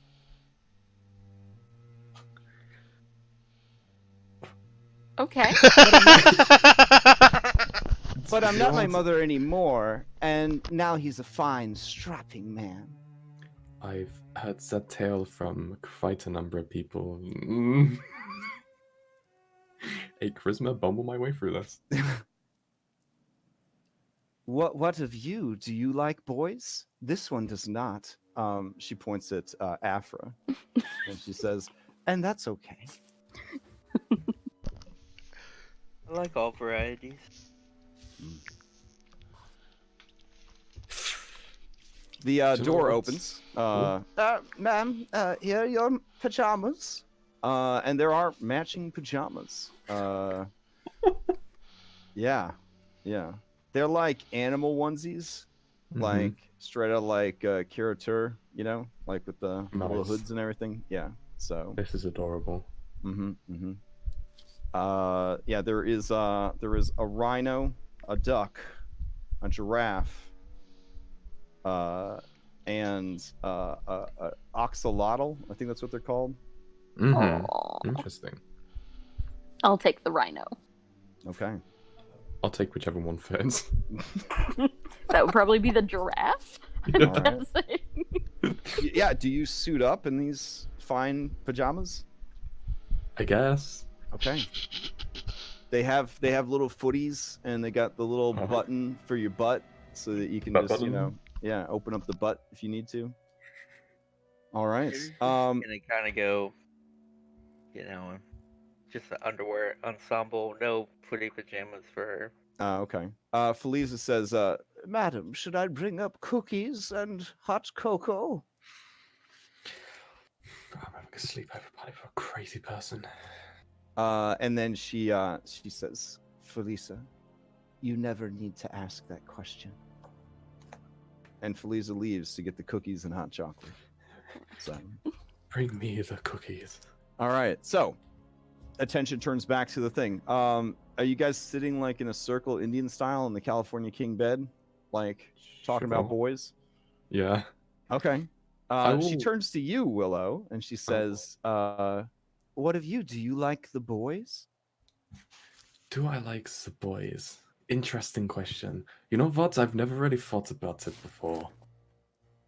You could say that I'm a woman that's very focused on her work. The work of murder. I mean, if you put it like that, yes. Okay. And she kind of smiles at you and nods slowly.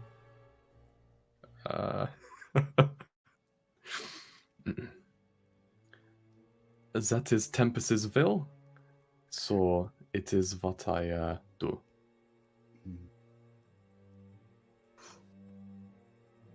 And she just sort of is very content with these awkward silences. Yeah. Like, there's no discomfort that you can read when you guys fall into these awkward silences. She just sort of like zones out during the silences. I would at some point say we should maybe just go to bed. We have a pretty early morning. We should maybe get some sleep. And I'm gonna look over at Jenna with a piercing look as I say sleep. But what about the cocoa and the cookies? Well, let's certainly have cocoa and cookies. That will help us get to sleep faster. Are you trying to get Jenna to charm Primewaters' wife? Jenna's not trying to get murdered. Sleep is all I'm saying. Just make her. I'm not like just put her to sleep. Jenna, do you worry that you'll never find a man as good as the one your father made for you? Oof.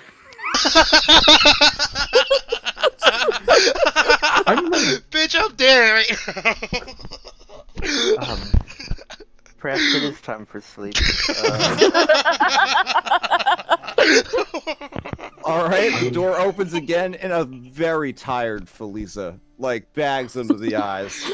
Yes, yeah. Cookies, milk, madam. And she, like, takes the trolley cart and brings it in. If that would be all for the night, I think I might get some rest. Lisa, why don't you slip into these pajamas and join us? Oh, I couldn't. That's, I'm just so tired. I should go. I should go.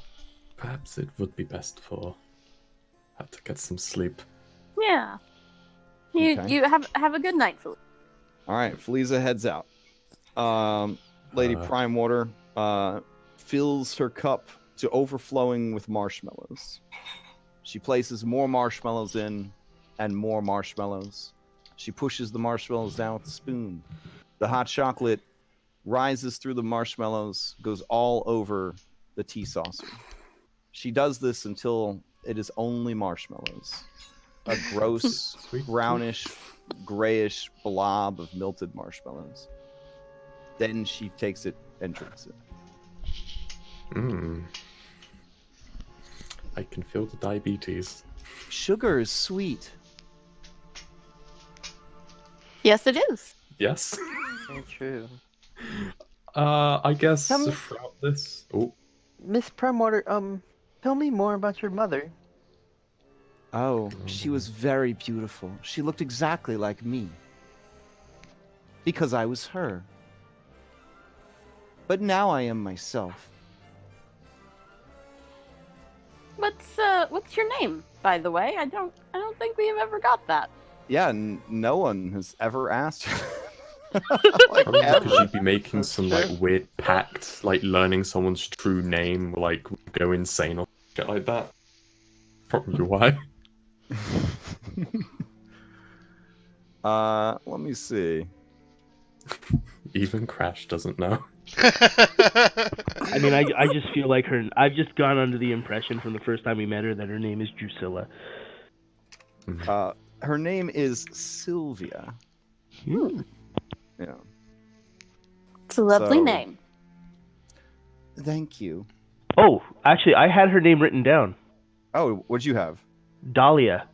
Dahlia. Oh, thank you. I will update my notes. Alvis did ask her name. I guess that makes sense. I mean, you gotta picture. You gotta get someone's name first before you try to bang them. He's not trying to bang her. Hey, you do not use she Yeah, blushes. it's definitely Dahlia. She blushes and says, wait. It was Sylvia. Now it's Dahlia. Or is Right, it I'm inside checking this Julia? She looks very thoughtful. Yeah, go drop another insight check. Go nuts. I'm just doing all the insight checks. Wow. Specifically on her, I'm not allowed. She seems very confused about what her name is. But it's not Anna, because that's Gellen's sister's name. Oh, Gellen has a sister. Mm-hmm. Why isn't she joining us? She's very shy. That was her sister. Oh, I understand. She has been through a lot, and there are many people that are upset with her. Oh How many no. people live with her? So she's staying with us for a while until things are better. Hmm. But unfortunately, the way she lives her life, things will never be better. Oh, how does she live her life? She looks right at Willow and she says, "She is also in the business of murder." Nice. Okay. But not everyone agrees with her methods. I tried to explain to Gellin that, like me, she's an artist and she must paint. But all right. He refuses. So she must stay here. I suppose she's our prisoner. Which is very sad. Sometimes I'll sneak her art supplies so that she can feel better. Should we help her, do you think? Would you like to be her art supplies? That would help her immensely. And I should so like to watch. Well, no. She kind of pouts a little bit.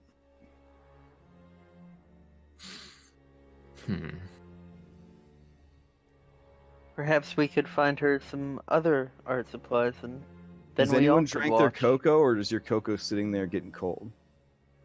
It's getting No, cold. I'm drinking the cocoa. Okay. Give me a Constitution save. Yeah, that's the reason why I didn't drink it. Really? Okay, fine. I bet it puts you to sleep. Oh. Yeah, the cocoa is very rich. You get a little bit of like a tummy ache. Maybe some chocolate farts. Maybe some chocolate farts. Yeah. But other than that, it's absolutely phenomenal. Yeah. Okay, I'm fine with that. Rich people, they've got all the best stuff. Yeah. Yeah, so more of that awkward silence. She kind of is staring now out into the hallway, but the door's closed, kind of thing. And her eyes are like tracking movement, but there is none. Oh. The worst person to try and sneak around.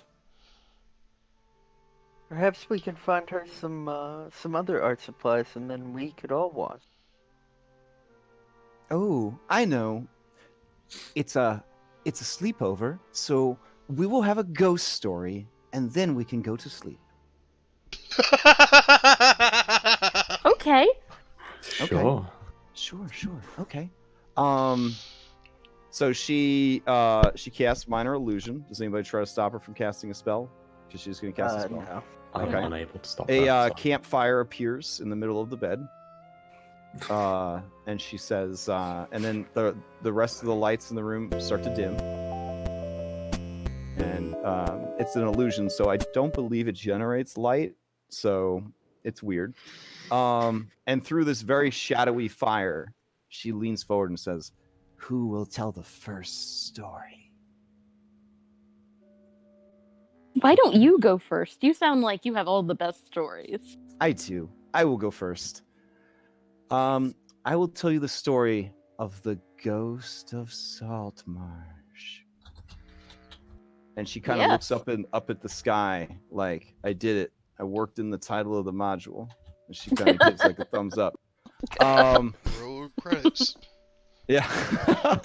So she says, long ago, many humans, like you and me, needed a place to live where they could be their own people and do their own things their own way. So somehow they chose very poorly, and they ended up in the muddy flats that would someday become Saltmarsh. And they struggled. Attacks from the ocean, attacks from the lizard swamp, attacks from the elements themselves, poor land, yielded terrible crops, and a lack of religious leaders led to many becoming sick and diseased. Things for the early settlers of Saltmarsh were grim. Desperately, they cried out to the gods for aid, but the gods could not hear them, busy as they were with their own business elsewhere. But one being did hear their cries. She explained to them that boons and blessings would be an easy thing to dream up, but she would need some entertainment. She would need some food to have the energy to do that dreaming. And so, after very much deliberation, the early settlers of Saltmarsh agreed that to live even with sin is better than to die in obscurity. So they did what they felt had to be done. They captured one of the merfolk, a young maiden. They dragged her onto the land and took her to the Stone of Offering on the Island of Tears. And there she was tormented and killed for the amusement of the great being that slumbered. And when her soul escaped from her scaly, beautiful body and was taken deep into the depths, the first of many boons began to bless the land. The soil became more fertile, the attacks from the ocean less frequent. And soon, the settlers of Saltmarsh became dependent upon, perhaps even craved, the sacrifices that needed to be made. This made things very bad for the merfolk, though, and soon most of them all moved away. Without a supply of sacrifices, the people of Saltmarsh were forced to make do on their own. But by then, a friendly wizard named Kelladek had arrived, and he took care of the people. But it is said that the ghosts of those merfolk who were sacrificed still linger, singing their mournful songs of sorrow and vengeance. And that, on a clear night, if you swim in the seas off the coast, you can still hear their song.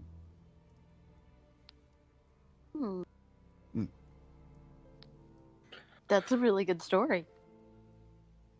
Spooky. Well, I guess it's time for bed. Yep, definitely can't top that one. Yeah. I mean, if you can, I'd love to hear it. I love spooky stories. You may not know this, but I am actually into spooky things. I had guessed.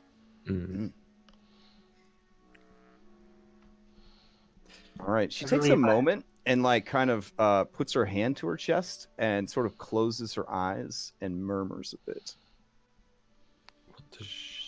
Can we pick up on what she's saying? You can attempt a perception or insight check if you'd like.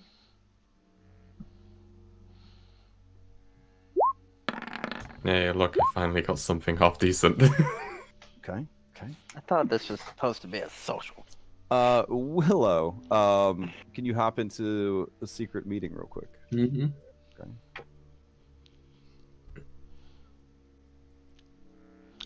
What do you guys tell the ghost story of Nightmare on Elm Street? That's not appropriate. Besides, if it's Betty buys for Lady Primewaters, give a. Yeah, the question is, do I go? You cut out Patreon. Yeah. No, it would give a disciple rogue an opportunity to skull, which I'm sure that is what she's Ephraim thinking. is not good at stealth. I'm sorry. You I know mean, it. No, I do know it, but like I'm still curious. I know when she is. But you know what they overwhelmed say curiosity about on its own. curiosity. I mean, I just want to case the house a bit. God, I wasn't gonna like steal stuff. But rabbit, I wasn't gonna eat. Gonna taste it. I more just want to know if I should go talk to that girl. Honestly, Well, yeah. I feel like that's like a terrible idea. No, I definitely want to talk to the girl. You're gonna get stabbed in the face. Yeah, she said you want to be her art supplies. I will warn everybody, as soon Do as you Alvis wanna is no paint a longer like picture? charmed, he's gonna want to go and thank Lady Primewater for the painting. Just FYI. Well, you'll be here tomorrow morning, I assume, right? Yeah. But I know, like Jenna pointed out, that Primewater had instructed her to make sure like Alvis is never seen again. But he's gonna. But I mean, okay, so we need to. That's fine. He can come. It's Yeah, fine. I mean that's like a big point of it. I feel like open a chest he helps secure. He should be there for it. Yeah. Primer has an issue with that. He could talk to the bear. Oh my god. I love Garuda. Nice. All right. So, Other than that, yeah, she kind of like burrows into the pillow fort and goes to sleep? Question mark. What I'm gonna do is, once she's bedded down, I'm gonna cast Detect Evil and Good. Okay. Is she any of those? She does not detect as any of those. Okay. But intelligence 18 wizard, super insightful observant cleric, and inquisitive rogue. You notice that the fancy gem encrusted choker did not come off when she put on pajamas.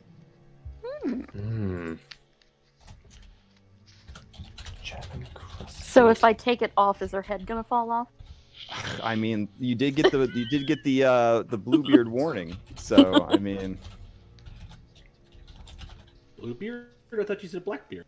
Blackbeard, Bluebeard, they're all whichever. They're Okay. all bad. They're all bad. True. Well, anyway, I'm gonna kind of quietly bound over to the door and Okay. take a listen. I Sure. want to see if I can hear the sound of guards. You do not even need to roll. There are definitely guards. Okay. Yeah.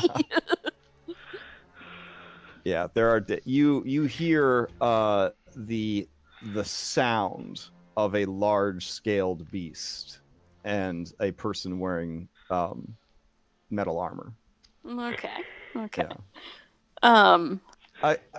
What I told Jenna was, if I hired some people to build off of Craigslist to build a fence in my backyard, I would not have those people spend the night at my house. You know what I'm saying? Like, Yeah. So yeah. Why not? But like, Because I don't like getting murdered in my sleep. That's just one of my fetishes. Being alive is one of my big fetishes. so Saltmarsh is not like Canada, is what you're telling me. I should lock my door? Yeah. I can. How about let's look for secret doors? Maybe there Okay. aren't any, but let's look. Sure. We able to make perception checks for that, or is it investigation? I don't actually. Investigation or perception would work. They're two means to the same ends, but you get different types of information. Like investigation, you'll actually find and understand the secret door. Perception, you'd be like, I think that might be a secret door. Yeah. As you guys kind of look around, there's the classic like haunted house motifs. You realize that one of the paintings, you can actually, it doesn't have holes in the eyes, but it sort of does. Like if you were on the other side of it, you could probably look through the canvas where the eye holes are and see into the room. So That's there's spooky. like a little crawl space back there. You kind of follow that along the wall, but you don't seem to find an access point into the wall crawl spaces from this particular room. Mm-hmm. It strikes you as being very old school to have such a primitive way of spying in a day and age with like scrying magics and everything else. Yeah. Well, there's a hole right there. If you really want to go crawling through a wall space. I can't think of how we would do it quietly. Yeah. I mean, I guess I could cast silence, and I was just gonna say, don't we you could have a just silence bust spell? the door down. All right. Do you guys kind of continue your Drake and the guard? Yeah.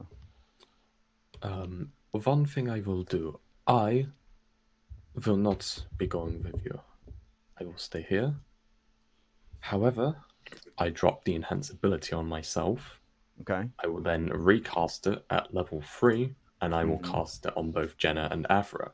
Giving I don't them know the... if I plan on going anywhere. I mean, I'm not gonna go anywhere if I can't figure out a way out of the room. I'm very much about self-preservation, staying alive. Alright then, so is it just Afra that wants to go then? I mean, Jenna, if you cast a sleep spell, do you think the guards would go to sleep? Do you think, is that reasonable? It varies. It depends on their fortitude. You never know with magic. Sometimes you get good results, and sometimes you get poor results. Fickle. I mean, it's kind of one of those things, though, where if it doesn't work, then everything's awry. But if it does work, they wake up and they're still going to be privy to the knowledge that a spell was cast upon them. It would be better to sneak around. If you can quietly remove the painting, you can just go sneak around to your heart's content, and I can make you better at it.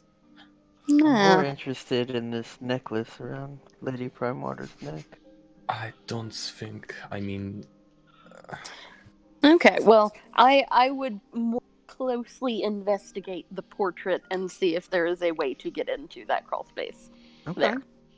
You know that there is a famous juice golem who can get into any place by yelling, "Oh yeah," and smashing through. Yeah. But you also know that he is not a rogue, so his methods are not very subtle. Yeah. Path of the Juicer is actually his class. It's a UA that's going to come out in April. So, yeah, for sure. A whole barbarian class about smashing through Pietro's walls. already tinkering with that UA right now. Yeah, for sure. Path of the Juicer for real. I think that has to happen now. All right. So you could damage take the painting off the wall, break through the wall to get to the passage, and then have access to these passages, or use magic to pass through the wall into the passage. But as far as fitting through, yeah, it's unless you could turn into something that's only like an inch big. I don't know how you're gonna fit through the hole in the wall. God, I could do that, but I would have to kill somebody first. If there's if there is a silence spell down, you could just go to town on the wall. That you hear in Dungeons and Dragons, for sure. I mean, I can't for the life of me imagine why Primewater had reservations about this. Yeah. I will say this: the spells that I prepared for today are primarily for sea travel, as we did dock. I'm not quite equipped for an espionage. Yeah. Okay, fine. I'll go to sleep. Okay. Does anyone want to snuggle Julia, Dahlia, Sylvia, Primewater? Yes, but I'm not there. Oh, fair enough. Part of me was like, what if I just did that? I'm gonna go spoon. No. I mean, it's Dungeons and Dragons. I respect your player agency. Yeah, no, it's not something we're Okay.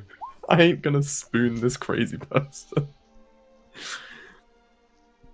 I definitely want to like how jacked is Willow? Just for my personal headcanon. Like, well, keep in mind she's got a strength score of 16, a constitution of 16, like and that has jacked. Like I threw it up into game art. Oh, game art. Yeah. I'll have to have a look because Okay. I like me some muscle girls. So yeah. I'd say maybe a bit more, but that's basically like I'd say that's on point. Oh, okay. She's pretty athletic. All right, so like lady bodybuilder big. Gotcha. Yeah. All right. Cool. Get yourself a muscle girl MILF, guys. That is It works nice. wonders. That's nice to hear though, because you get a lot of like femme characters that are strong, and they're just Yeah. like, but I look like this delicate buttercup anime girl. That's And it's a just lot like, of the problem I have with like a lot of Jester fan art. yeah. Make her look really dainty. I'm like, nah, she thick. Yeah.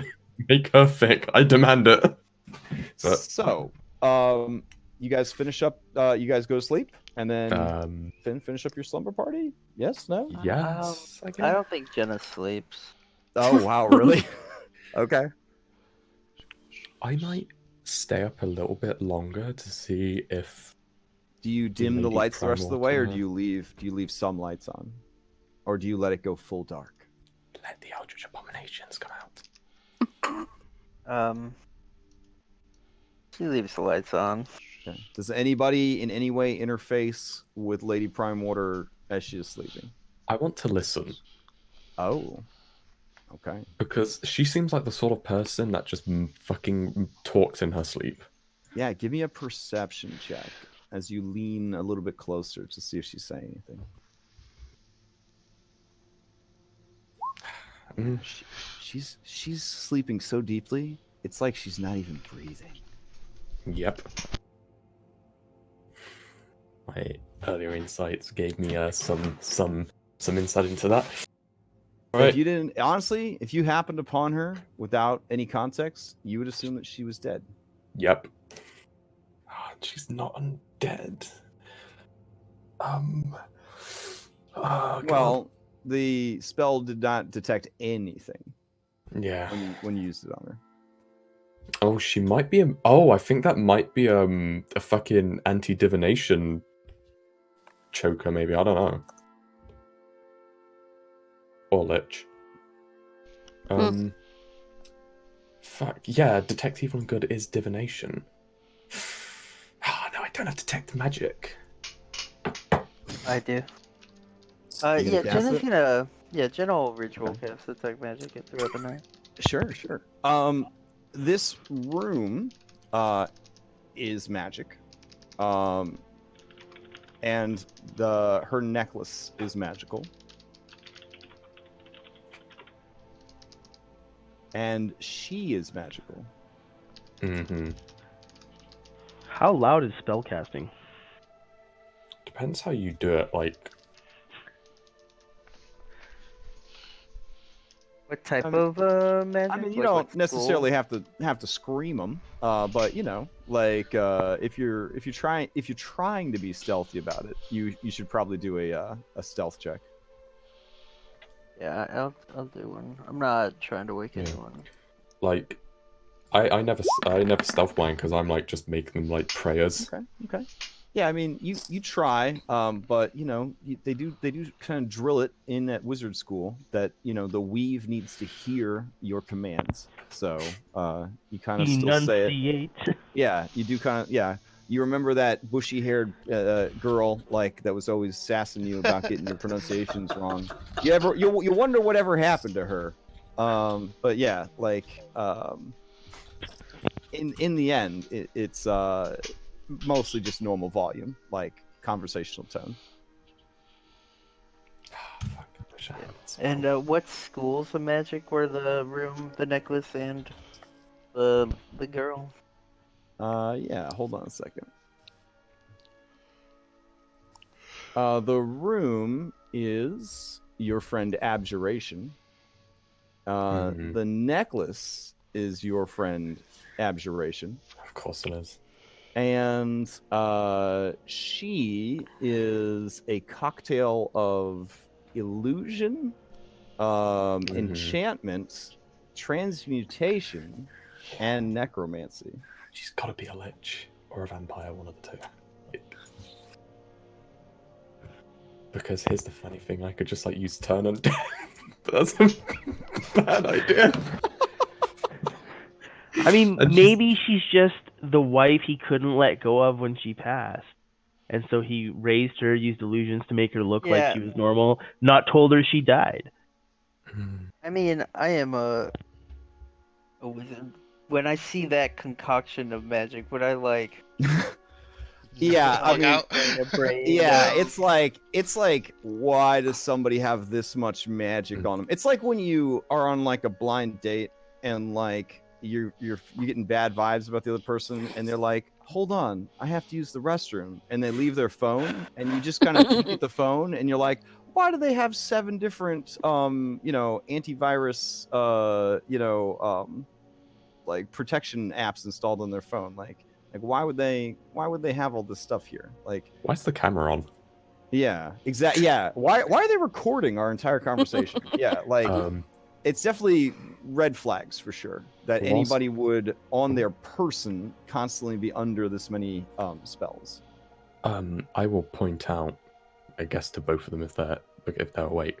If you look very closely, she is not breathing. Earlier on, I was checking on her, and it seems like breathing is like a thing she has to consciously do.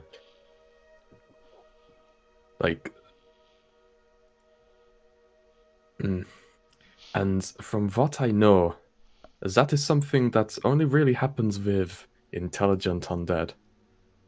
Or beings from the Shadowfell, or Egnasi, but she clearly can't be an Egnasi, that's just kind of weird.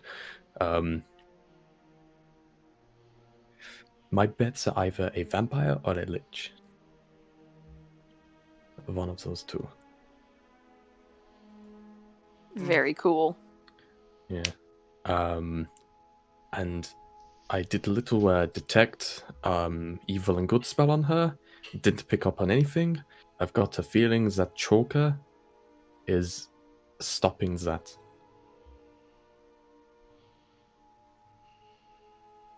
See. Well, I mean, Takes all people in this world. Alrighty. So, do you guys settle into sleep? Does anyone actually sleep? Does Jenna stay up all night? What's the? I think Jenna's just kind of because Jenna, you're already rocking 1 level of exhaustion from the long ship chase back to land because you were captaining and casting spells and casting ritual spells. So you're already, got that 1 level of exhaustion. Do you gonna push for another day without sleep? I guess same thing would still be true of Afa, right? Because you guys both got. No, I'm definitely sleeping. Yeah. Okay. All right. Jenna, give me a Constitution save if you're gonna stay up. I think if Jenna's that exhausted, then she would probably. Well, how about this? If you really want to stay up, roll the Constitution check. If you fail, rather than take another level of exhaustion, we'll say that you just gave into sleep and fell asleep. Yeah, I think. Yeah. All right. So your eyes constantly on her, Lady Primewater. You thinking to yourself, "I'm not letting you out of my sight." The next thing you know, morning sun is coming in through the windows, and Lady Primewater is not there. I was gonna say, I'm still pretty fresh in terms of I have no exhaustion. I might. Because this bitch, I don't trust her. There's something weird. Sure. I'm staying up, and I'm gonna. I don't know if I have to make a con save, or I don't mind taking the exhaustion point. You'd make a con save, or take the exhaustion point, or if you didn't make it, but you'd still be able to stay up no matter what. With Jenna, because she was kind of on the fence about it, we just sort of let the dice decide. But if you willingly want to stay up and force yourself, you're a hero. That's what heroes do.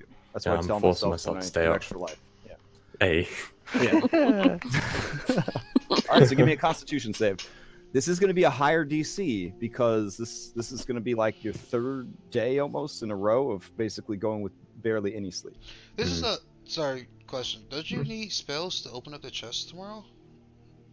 I do. Oh wait, but do I need to take a long rest to change those out, or can I just? That's a good question. What's the spellcasting trait say? I mean, as a cleric, you just spend time in prayer, but it's typically over a long rest. Typically over a long rest, but you could do like an hour of prayer and meditation and whatnot to reset them. So we'll just say that you don't gain the benefits of the long rest other than resetting your spells. Right, sounds good. Okay. You do gain the point of exhaustion though. Those of you who long rested, you lose a point of exhaustion if you had it. But Willow, around 5 in the morning, she starts breathing again, opens her purple eyes, and is just staring right at you. Slowly rises from the bed. And just walks towards the door. I will let her just leave. I'm not going to do anything. Okay. She opens the door. There are still a guard and a guard drake there. The guard drake is sound asleep. And she passes through the door, closes it behind her. Mm-hmm. All right. Do you stay awake even until the others awake, or do you finally crash to get some sleep? Once she's gone, I will go to sleep. All right. So you try to get a couple hours of sleep, and then that'll, kind of reset your brain enough to do the thing, but you'll still be rocking that point of exhaustion. Got it. That's fine. So you reset your spells. Morning comes. You guys, you get roused back at the empty nets. Depending on how your night went, you are buried in, whores and vomit and just potato skins. Pets, obviously, lots of pets. Yep. Yeah. So I don't think there was that much whoring involved. That's true. Like, I mean, I think it was just a guy's night out for the most Oh, part. I like that then. That's wholesome. Okay. So over at the Empty Net, the most wholesome place in town for a guy's night out, you guys wake up in the room that you have like sort of a permanent, outstanding reservation for, the double. You and the animals are there. You awake, and your man Luck of the Draw is there. Not in the room with you, but outside the door to the room. Okay, because if he was in the room, I'm drawing out the hand. He knocks on the door and he says, "Hey, are you in there?" Depends on who's asking. Do I roll a charisma save upon waking before we... Yes. Give me a charisma save when you wake up. Oh my god! What is going on with this? You wake up and you have the mad shakes. Like, you needs it, you wants it. They tooks it from you. Yeah. Don't worry, I'll deal with it. Pietro kind of looks over at all of us. He looks like shit. Like, you didn't drink that much last night. Okay. Yeah. Pietro's gonna brace his foot against the door, but open it just enough to see that leering smile. Yes. Good morning, sleepyhead. I don't know why I keep getting pulled into this bullshit, but Kreb meant to tell you last night that there was a message sent over. Your ladies decided to spend the night at the Primewaters Mansion. Yeah, I would have told him that. Yeah, well, I guess I needed to follow up and let you know that. Anyways, you better get a move on, because apparently there's some kind of breakfast that you've been invited to. Look at the draw. Have you ever thought that you just don't like you around, so he's sending you on stupid missions? Perhaps. I've been told I'm extremely congenial. The word creepy comes to mind, but okay. I think anyone who told you that was lying to you. Thank you for the message, and I close the door.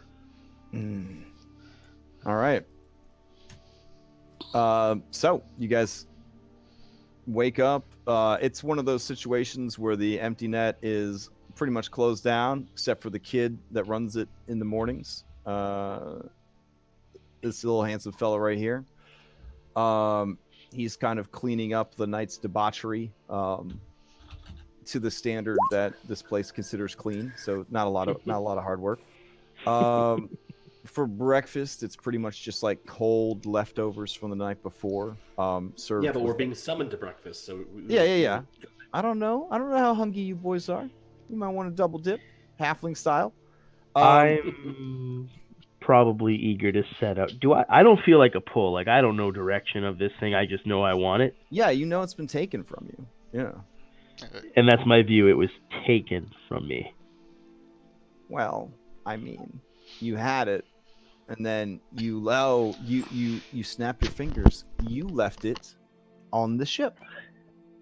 Oh, okay. Yeah, no, I'm gonna insist that I head to the ship before we go to Primewaters. Okay. Do you guys swing by the ship real quick? Yeah. All right. You head to the ship. Some of the crew stays on the ship because they don't, they're penny pinching. You know what I'm saying? Yeah.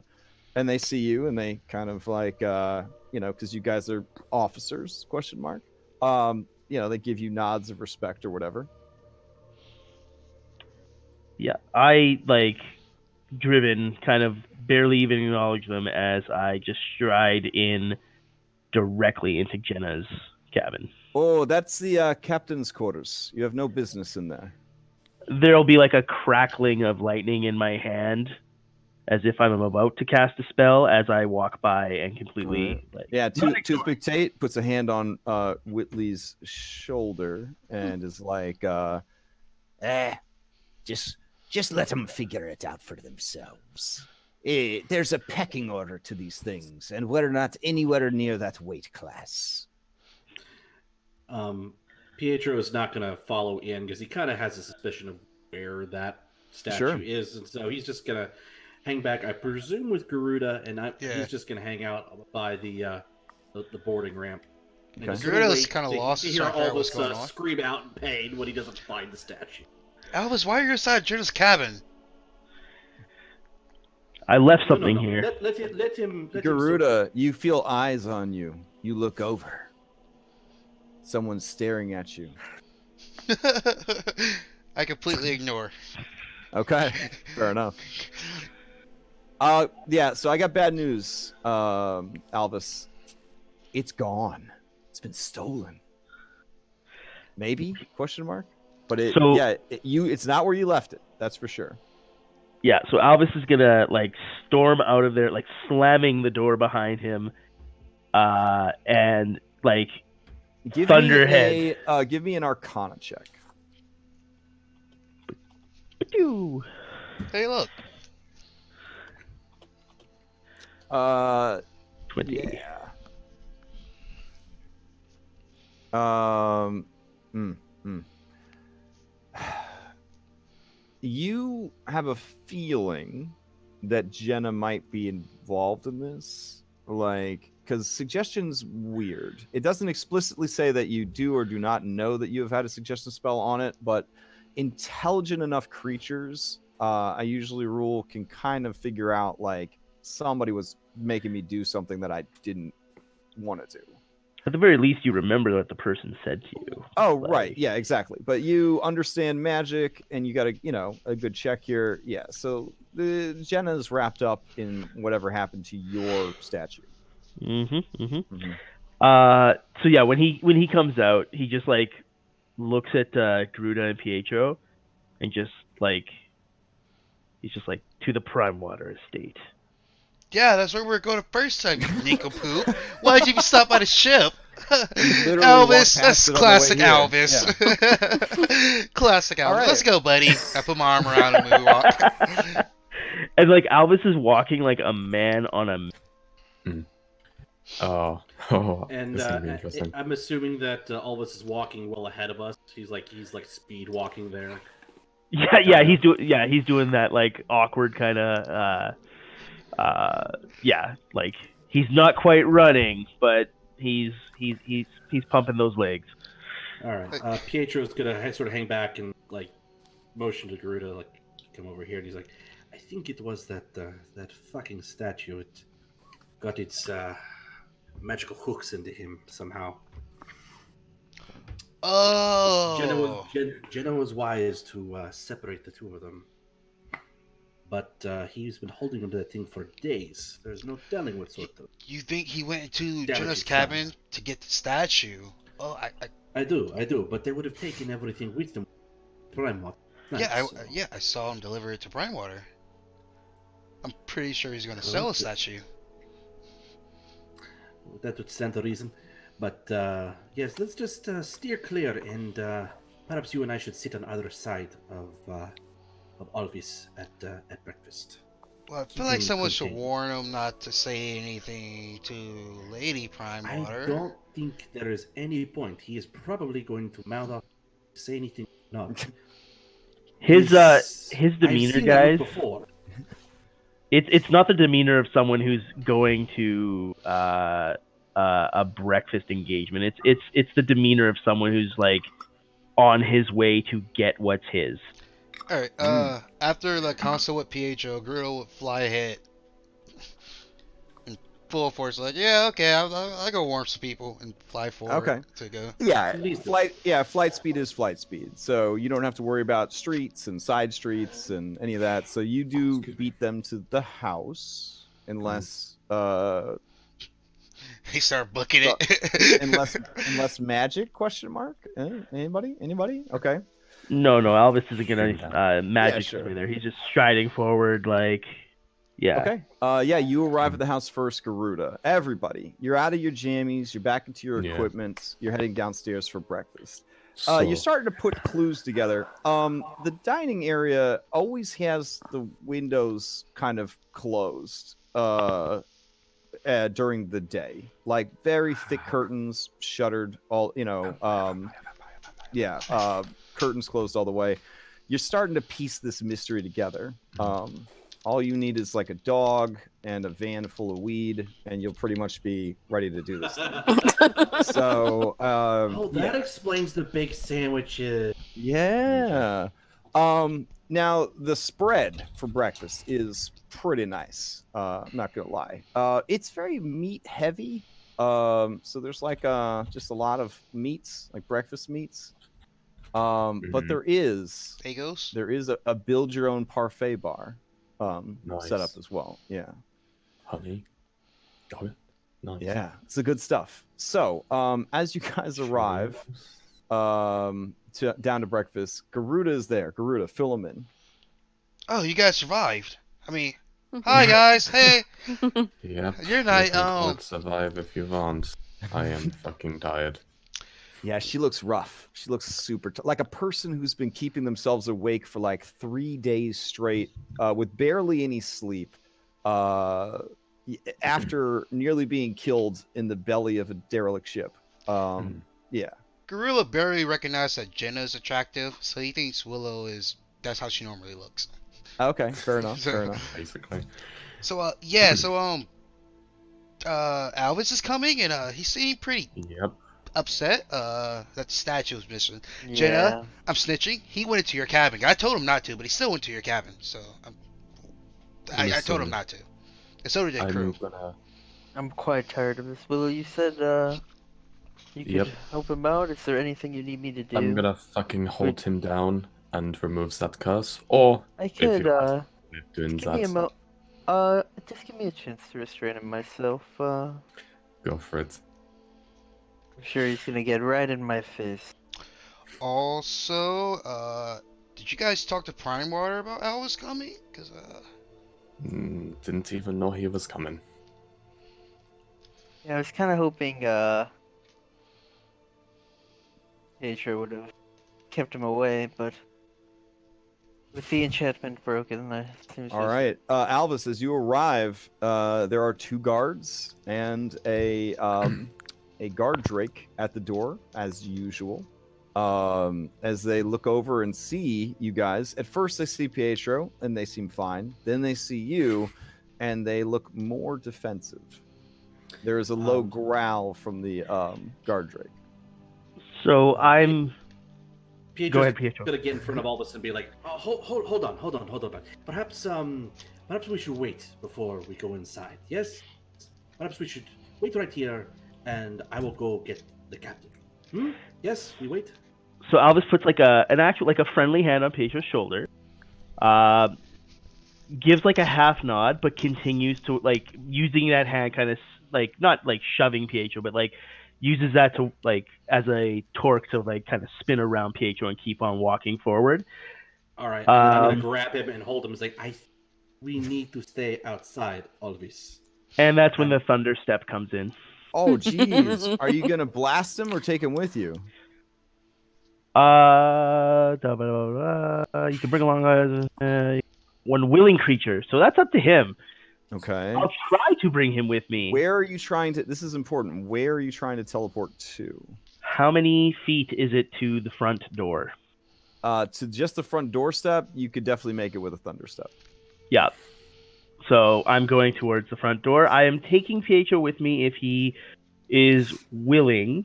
Otherwise, so that's up to Pietro. I get the sense that he was trying to grapple you. So if he's grappling you, that would imply he doesn't want to let go of you. Does that sound correct? Yeah, I was trying to hold on to him. All right, there is a mighty thoom. Those of you inside, some of the the plates rattle a bit. And you hear the kind of like thunder going off, and Lady Primewater walks into the dining room and says, "Oh, the angel is here." Oh, fuck's sake! I'm gonna look meaningfully Jenna's at Jenna. Jenna's just gonna get up and she's gonna go head towards the front door. Off we go. How disoriented am I from getting dragged along to this thunder step? Gameplay, nothing. Roleplay wise, however you feel about it. If it's like fucking portals, like Geralt situation, then business. But yeah, gameplay wise, you're fine. Okay. Well, if I'm physically fine, in that case, I'm gonna say, Alvis, don't make me do this. We need to stay outside. The guards are prepared to roll into initiative. The guards and the guard drake. I mean, you could probably kill them pretty easily. But Well, Garuda has his guns out after the bang.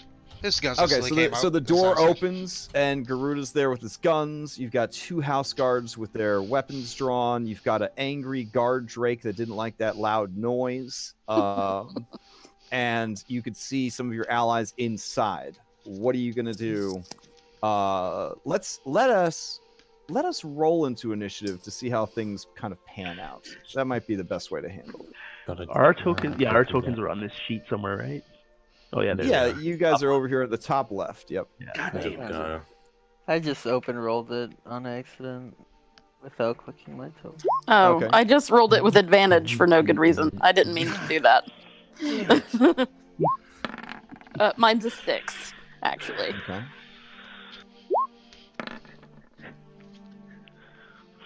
All right. We'll see how this pans out real quick.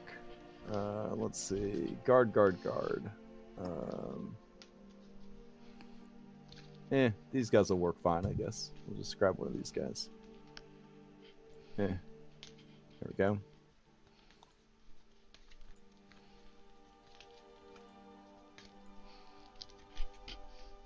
And we'll grab this here Drake, roll him in, and then we should be good to go. Just in case. We don't know how things are gonna pan out. So it's always good, just in case things get, a little messy, to have that. Alrighty. So starting things off. Oh no. We got Alvis one initiative because RNGesus is cruel. Alright. So Afra had a 6. Did anybody else need correcting, or is everybody's initiative good? It's good. Jenna, do you have a 21 or a 14? No, I had a 14. Okay. So alrighty, Alvis, start things off for us. Where you mentioned I could see like my companions through the door. Do I see Lady Primewater? This is kind of important. No, she's further in. She would probably not get that close to the front door at this particular time of day. She, it's she's has allergies. You know what I'm saying? Allergies. You know what? I was gonna say it's actually really It was good. allergies the whole time. Yeah. Vampires are allergic to the That sun. magic was just Benadryl. I never outright lie to you guys ever. But yeah, she definitely has allergies that are her. Yeah. No. This is actually Yeah. extremely good that Alvis has Okay. only been there once, because if he knew where the sitting room was for the breakfast, he would have gone up to that window and then cast Oh, Thunder jeez. Step, which would have blown the window out. So you're at the front door. I see Jenna though. Yeah, Jenna's there. Yeah. So Alvis, he's gonna stride past Garuda, potential opportunity attack thing. Alvis does not have Okay. weapons out or anything else, but he's just gonna basically shout, "Where did you put it?" And that's my turn. Okay. He shouts at you. Where did he? Okay. Garuda, you're up. So Garuda would have stood into like this headspace combat mode as soon as the bang would have went off. Garuda would have flew 50 feet in the sky and guns out, just looking for his target, looking for the next target. That's just like off of instinct. All right. So you kind of go. You are out now, kind of flying above the house, looking for. Oh no, this is inside the house. He's scared of okay. the house. The house freaks him out, so he would have flew as high as he could inside the house and just started looking for whoever was trying to attack him or attack his party. So Fair enough. Okay. All right. Keeper. No violence, please. It's a house of peace. Why don't you come in? Why don't you come in at breakfast and then figure out why you're so upset there, Mister? And she's her old lady together. Elvis. Crash, you're kind of real about it. yeah, that was just all might right. have been me. Hold on.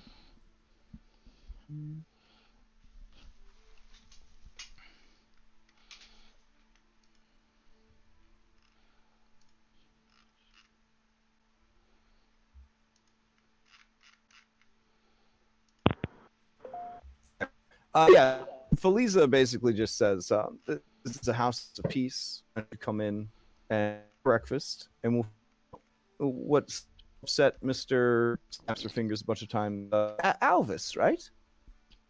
Yeah, it's not Brussels. So he'll assuming like conversational things with someone free, Alvis will all of a sudden kind of like turn to her, and his entire visage will soften, and he'll just be like, "I appreciate your invite." And then he'll look back at Jenna, and his face goes all stony again, Okay. like he's waiting for his explanation. Jenna, do you have an explanation? First, just how far away is Elvis? I'm assuming you guys are entry hall situation. I mean, I guess I could bring up top of the mansion. Really need like it, but 30 feet. we could probably theater the mind. Everybody's easily within 30 feet. Oh yeah.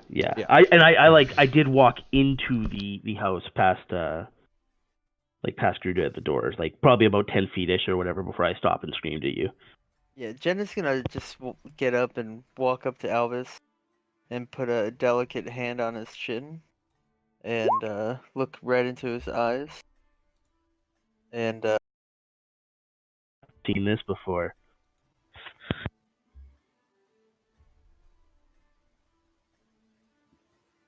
Oh, are you using your enchanter gaze on him? Okay. Yeah. Interesting. Oh, what the fuck's going on with my Discord? All right. Yeah, Sam's like breaking out a lot.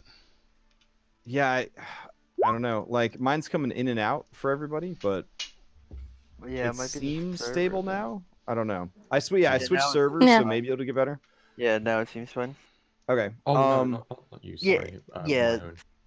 And like as Jenna like approaches him, she's gonna be like, "Elvis, dear, let's not make a scene in such a public place." And yeah, she's gonna hypnotic gaze him. And looks like he already passed. threw out Yeah, that. he Yeah. passed.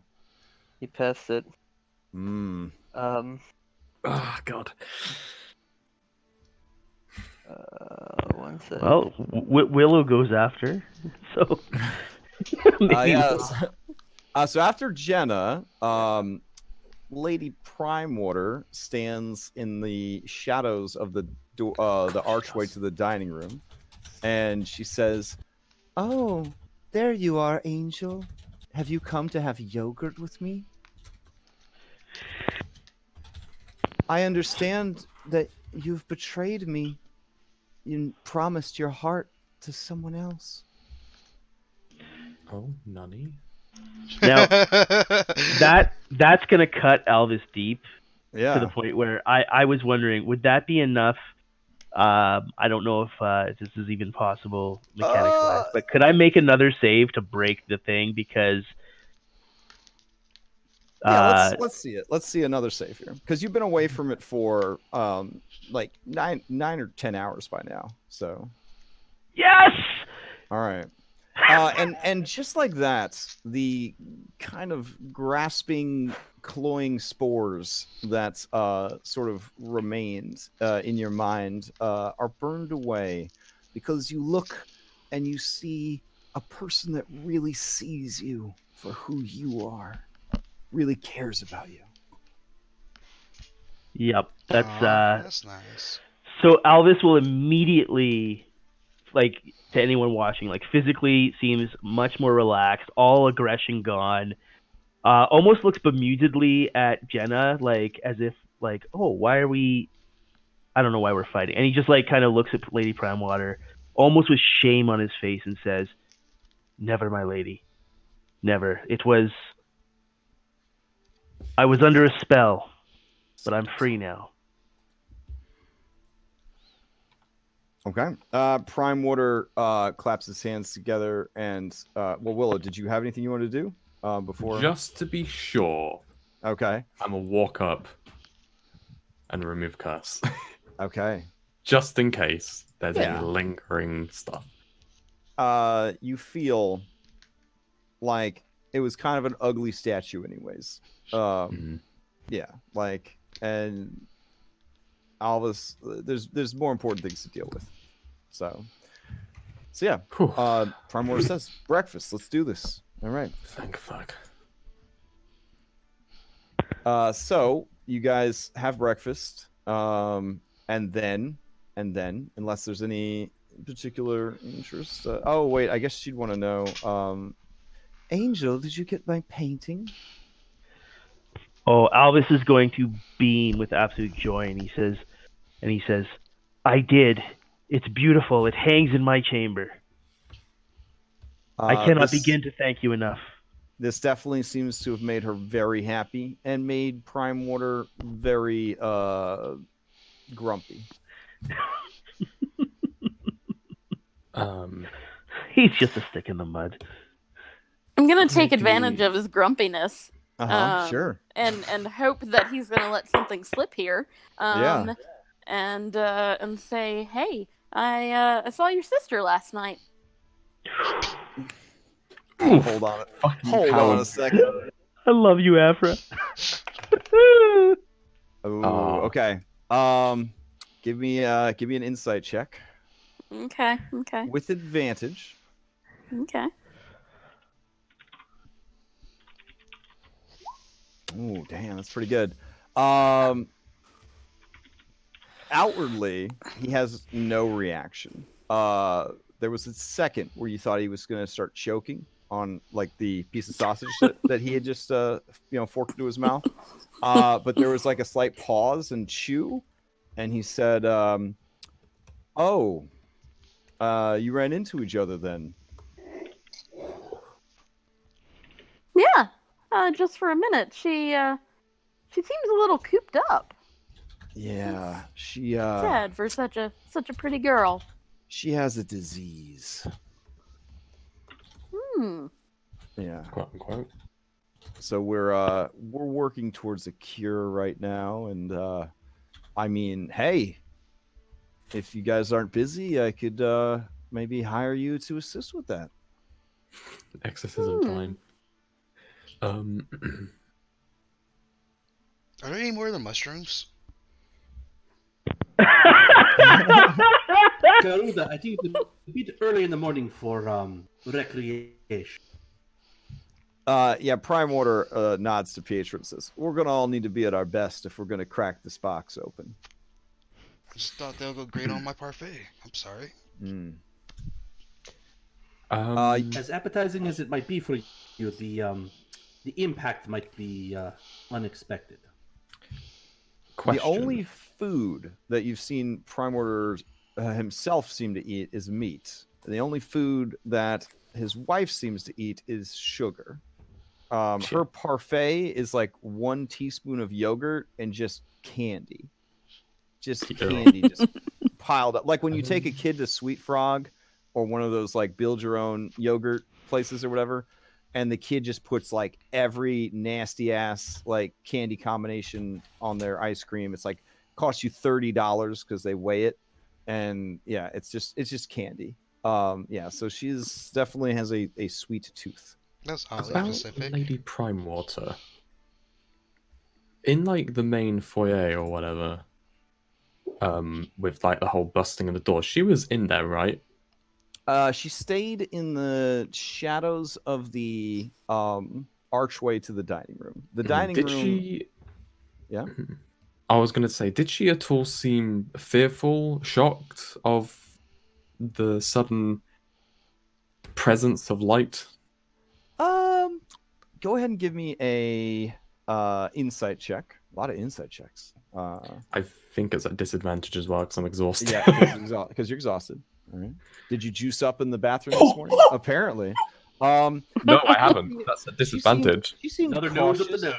like a person that has an allergy to bee stings if they saw a bee. Not so much frightened, but you know, like don't want to mess with that kind of thing.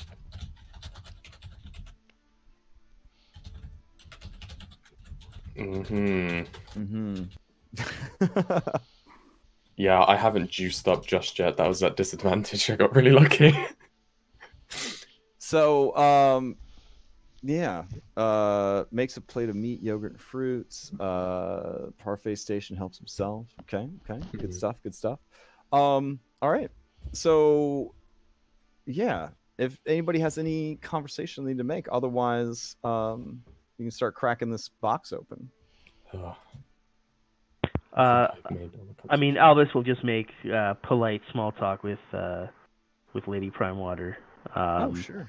Not anything overtly like flirtatious or anything like that. He's just, you know, she's actually the one person in this place that he actually likes. He doesn't really care for Gellin. Yeah, she actually seems more lucid, I think, today than normal. And at one point, you almost feel like you're having a conversation with a sane person. Can I insight that conversation? Yeah, sure. All of the insights. Insight. Okay. Yeah, she says, yeah, so last night we had a sleepover, and the 3+1 of us had hot cocoa and cookies. We told stories and talked about boys. Albus is like, it sounds like a great time. I wish I was here. You Pietro say that? is sitting on the other side of all this, and he's just confused by all this. And Afra this does will not seem like normal behavior. Well, again, just trying to stir the pot. Look over at Primewater and says, "Yes, she told me the story of how you two met. It was very cute." Oh, what's the story of how you met? Share with everyone. All right, yeah. Primewater kind of side eyes his wife, and she affectionately just grabs his hand and starts kind of kissing on it. And he blushes again, and then he says, "Yep, I was younger and more brash back then than I am now. So this box that we need to open." Yeah. She calmed you down, didn't she? Albus is going to become super solemn, and he's going to look at Primewater right in the eye and say, "I don't know if you know this, but you don't want to be touching that there statue we gave you." Oh, yeah. Thank you for the advice. So. It's important to know what to keep your hands off of. Oh shit! Alvis absolutely Spicy. nods, like yes, this is the wisdom I am imparting to you, sir. Yes. Oh, jeez. All right. And then Primewater turns to his wife and says, "Sweetheart, we may be destroyed by hostile magics this morning, so I would prefer you be someplace safe while we take care of this." And she says, "Oh, but I should so like to watch if someone ceases to be. I would so like to hear the mewling cries of the damned as they beg for their freedom." I mean, if you're close by, you can probably listen. I mean, I don't know how good you're here. I'm so tired. Yeah, and following up this awkward conversation, Felisa says, "So would anyone like Kaith? Which is coffee, and it's 50 gold a pound. So, Please. okay. Yeah, absolutely. You guys slept next to that? Alvis will eat or drink whatever Lady Primewater eats and drinks. Okay, so just gummy bears. Got it. Wow. You're gonna have a bad tummy feeling today, probably, Alvis. Yeah. All right, they bring the spooky box in. Big beefy armored guards bring this box in. They clear the table. You guys have your coffee. They set it down. Lady Primewater stands off to the side because Gellin can deny her nothing. And he says, "All right, magic team, show me how it's done." Cast enhance ability. Pietro will get Primewater's attention. Say, Lord Primewater, would it be too much of an imposition to ask for a cigar? I would very much like to have a smoke after such a fine breakfast.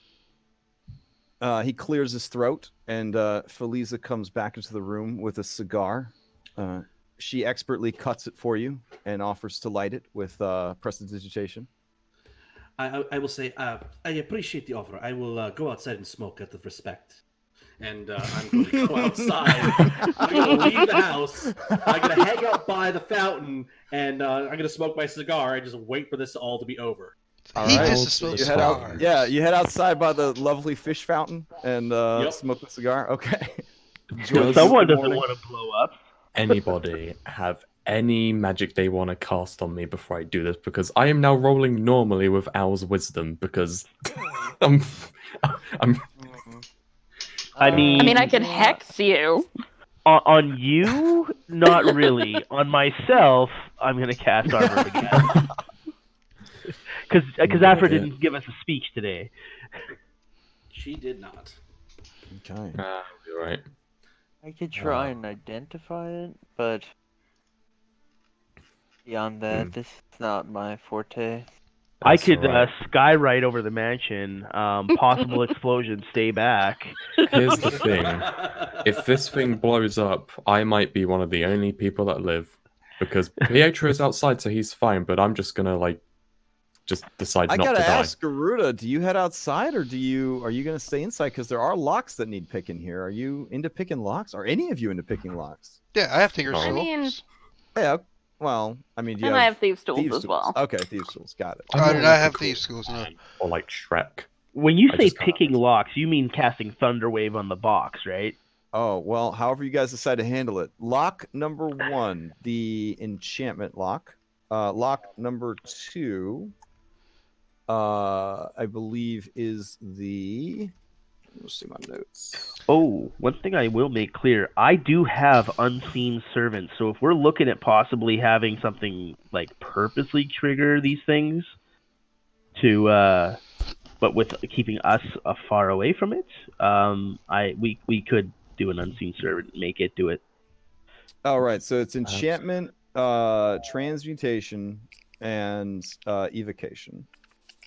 I'm mostly worried about the the last one. I'm just here Give for me an Arcana. If you give me an Arcana check, it is one-time check, DC 20.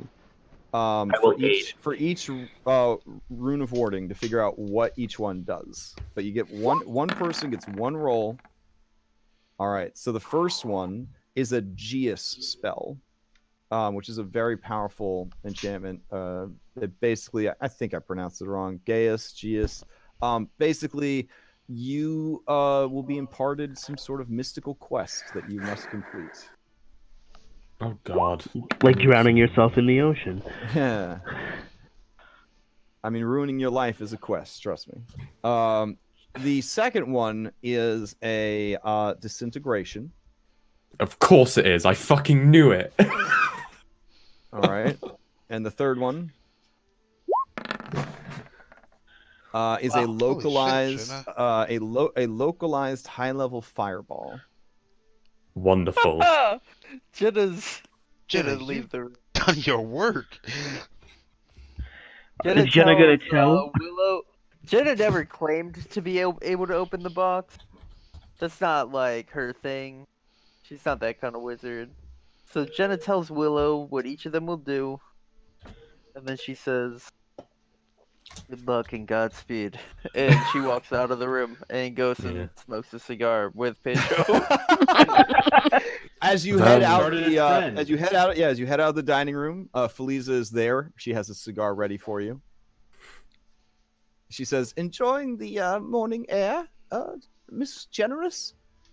Yes, quite nice. I could definitely use it. And she stands on the other side of the fountain. So that the glass, when it shatters outward, doesn't impale you? Yeah. Oh, in that case, Pietro will join Jenna on the other side of the fountain. Alvis is going to conspicuously stand between Dahlia and the box, using his body as a shield. So, none of these are third level this is one question I had, Crash. My armor, I can lower the attack. Does a spell attack count, or just a melee attack? Because it doesn't say. If it says an attack, yeah, any attack roll would be lowered. Second question: if it's an AOE, does it lower it for everyone? And that's the only they take. Because it's an attack on me. If I lower an AOE spell, does it lower it for everybody? Oh, an AOE isn't making an attack roll. But post up the ability.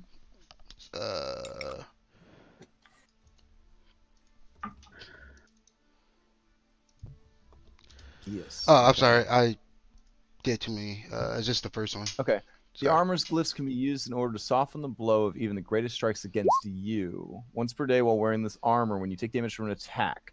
It would just be for you, and it could apply to any hostile action that was taken against you would be an attack. So yeah, if you got hit by the disintegrate spell, for example, or the fireball, you could protect yourself, but it would not lower it for everyone else.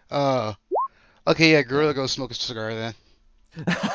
All right. That was the only reason I thought I would be able to help you guys. I thought I'd be able, if it fuck up, I'd be able to use it. No, I can't. Sorry. Okay. So good luck, guys. I'm leaving you.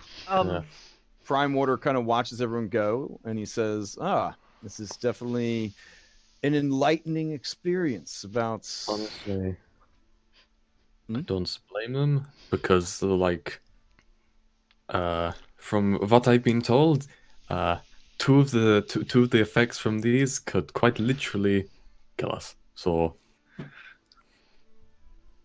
Well, should I wait and just have Kelladek do it?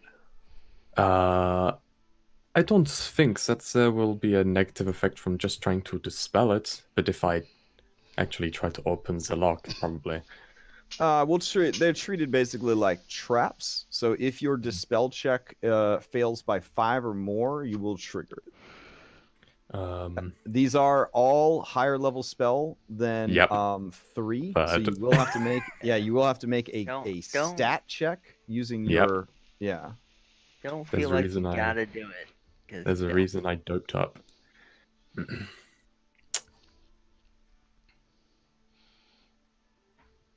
It's your call. You don't have to do it. It's just gonna be really embarrassing if you don't. After all this hype, I didn't really hype. Is Specifically there because a you were gonna way do it. that I could assist in any way, such that I'm. Dispel magic is pretty strict. It doesn't even give you proficiency bonus. I think it's just your raw wisdom. Ability. Yeah. Okay. Now, a bardic inspiration could help if you guys had a bard around. Or I mean, I am still saying that I can make the unseen servant try and open the thing. Let it geas and disintegrate the servant. A guidance spell would assist with a dispel magic because it also assists with initiative checks. Yeah. Here's so the either thing. of those could work. I didn't take guidance because I'm one of those people that thinks guidance can be a very scummy spell. Oh, Look, it's addictive man, for sure. I've watched a lot of people. A lot of people get heavily addicted to guidance. But and it's like I'd rather not. All right. Tabs for Jesus. Well, I already cast the spell, so. All right. Which one were you trying to dispel first? I'll start with the GS one first. Okay. I mean, at least that's the one that hopefully we wouldn't all die if you fail. Yeah, it's a normal roll because I'm doped up on fucking owl magic. That might just not. Oh, I did it. The DC is the DC is equal to what 10 plus the spell level. So you just did it. All right. The first rune is dispelled. All right, so that's the first one. All this is going to say, before we try to dispel the fireball, now that Jenna told us there's a fireball, should we maybe not bring the chest out to the courtyard so if it does go off, it doesn't blow up your house? I don't want it leaving the house. Says Primewaters. Are we in a room that has windows? Yes. Yeah, but they're currently shuttered with the curtains closed. My question is, would Primewater not imagine that a fireball going off in a room with windows might be absolutely fatal to his wife? No. Well, He doesn't seem. He seems pretty confident in you guys. So it's the first one down. Now, because I feel like if it does go off, I can survive a fireball. I'm going to do the fireball next. Oh, fireball! Oh man. Well, we've been meaning to redecorate anyways. Lady Lady Primewater giggles and says, "We haven't redecorated since we painted the walls with blood. Do you remember?"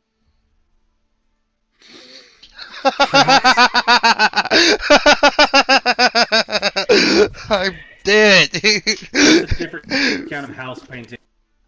All right, you're up, Willow. No pressure. No pressure. I cast the spell magic again. Okay. Time for another wisdom check. I really shouldn't have said it all night. As soon as I realized like that, after I'd done it, I was like, "Oh shit." I said it. Did I say that you gotta cast spells tomorrow? Like,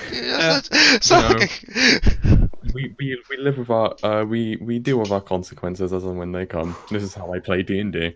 All right. Oh, yeah. All right. All that remains is the disintegration glyph. Are you sure you don't want me to send the unseen servant to go get disintegrated? I mean, I think I can. I've got my relentless endurance, so I think I can just shrug off fatal blows. Does DM inspiration work for this? He's already got advantage. Well, he's already got advantage. Yeah, he already got advantage and disadvantage. So. Oh, does he? Yeah. Oh, okay. Yeah. Which is why I've just got normal rolls. Alright, that's the fireball down. Now for the last one. So, hey, at least if it goes off, I'm probably the only one that will die, so, you know. And I will cast Dispel Magic once more. Oof. Okay.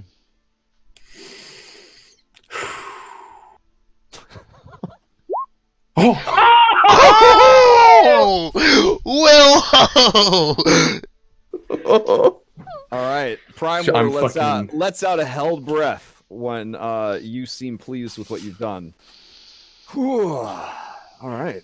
Is this what it feels like to be a fucking like explosives expert?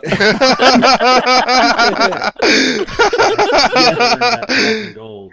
Yes, this D&D moment is the same as the adrenaline of disarming a bomb, surely. Now all that remains is to open these locks. I have an expert I could call on for that, unless you're someone here can do it. No, I can. Any of your I number. can do it. Oh. Alvis prepares a thunder wave. Don't thunder wave. Let me try and pick it first. All right, these are good. These are good ass locks. So they are a DC 20 for each one. Hold on a second. I mean, once more, I will just cast enhance ability on Aphra. But this is an actual skill check. So if there was someone else proficient with thieves' tools, they could assist you. I mean, can I just break them with Tinker's tools? Breaking them isn't the same as unlocking them, I think. No. Pietro is proficient with thieves' tools. Do you come back in if? Well, I have to come get me. Okay. Yeah, no, I think I would leave him there. I think he would not deserve to know. Oh, okay. Aphra, go for it then. So I have advantage with enhance ability, right? Okay, so let's see. What is it for Cat's Grace? So do you snort some powdered cat whiskers before you get in there to do this thing? All right. Yes. Advantage on dexterity. Okay. All right. Dexterity. 24. Okay. 24. Hey. First lock done. Next lock. Dupe.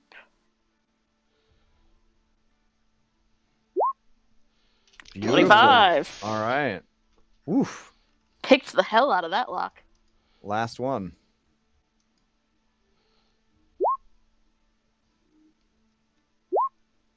Oh. Ooh. All right. That last one does seem to be beyond your abilities to pick.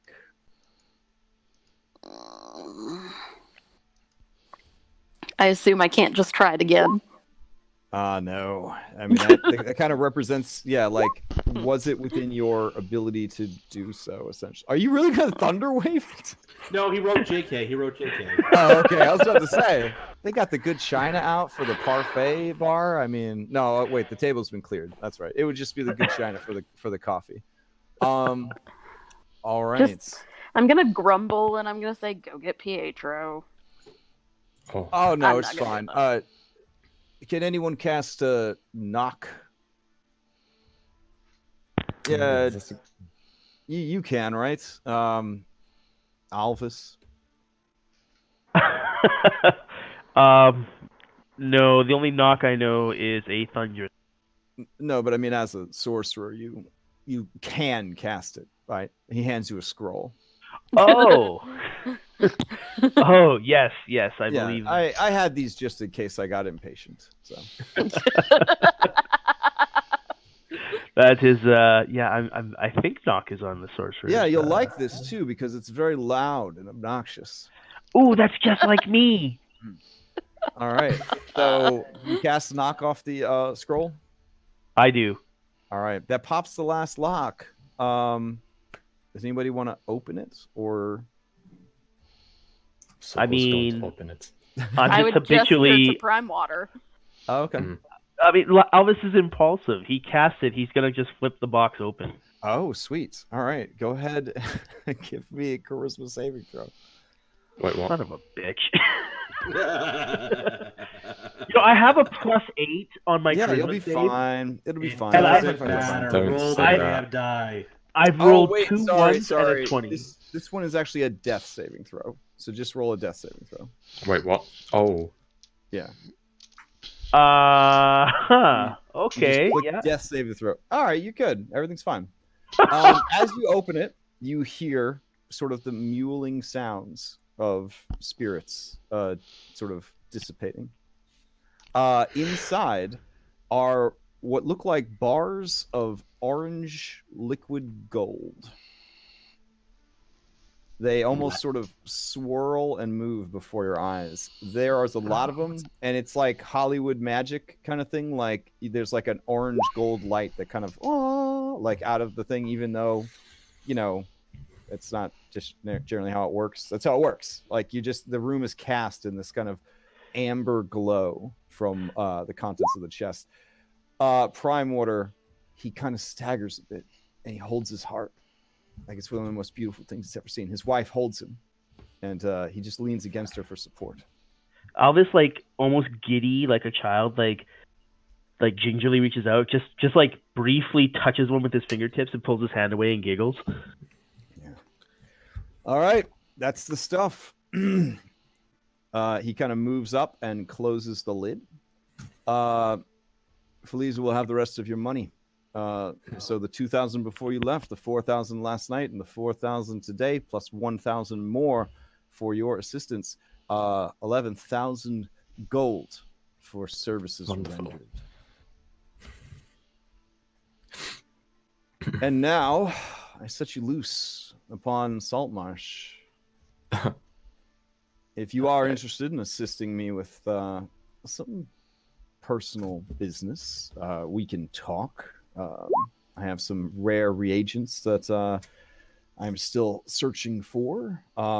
That being said, there's quite a lot going on in Saltmarsh right now. All right. I guess I will. After we'll just say we'll talk it over, and I guess head back to the empty net. But this is definitely a good time for you to leave my house. So. You didn't get the message that I was moving in. This is gonna be our new base of operations. So, Madam Primewater, she goes, and anyone who does not resist, she gives a hug and a kiss on the cheek to, and puts a raspberry in whatever pocket or pocket-like thing she can find. Interesting. Question. When she gives us a peck on the cheek, are her lips cold? Oh, they actually are quite warm.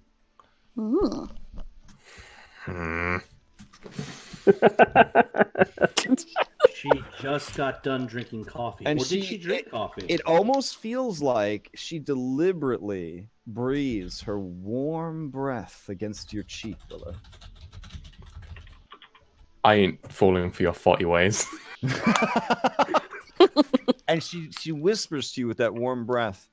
Oh. It is good that you did not turn to dust. There's so much more suffering for you to endure.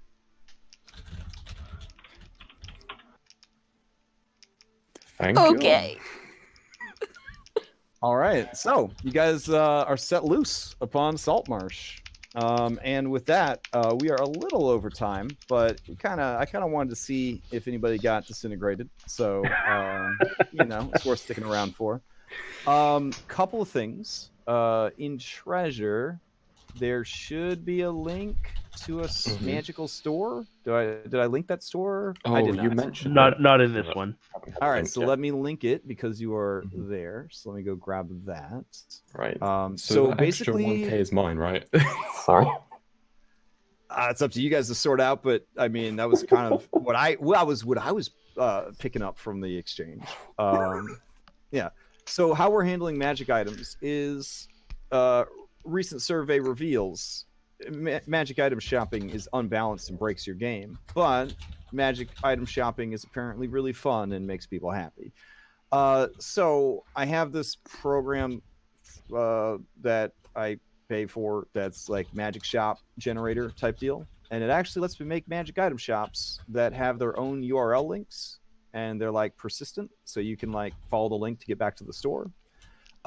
So any town that is capable of selling magic items will have all of the available magic items consolidated essentially into like a shop that you can buy from. In your guys' case, it is the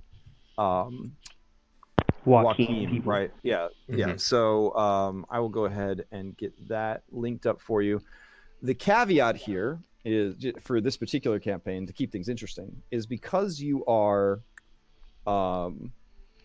in the same universe as the Moon Group, you guys do use the same shops.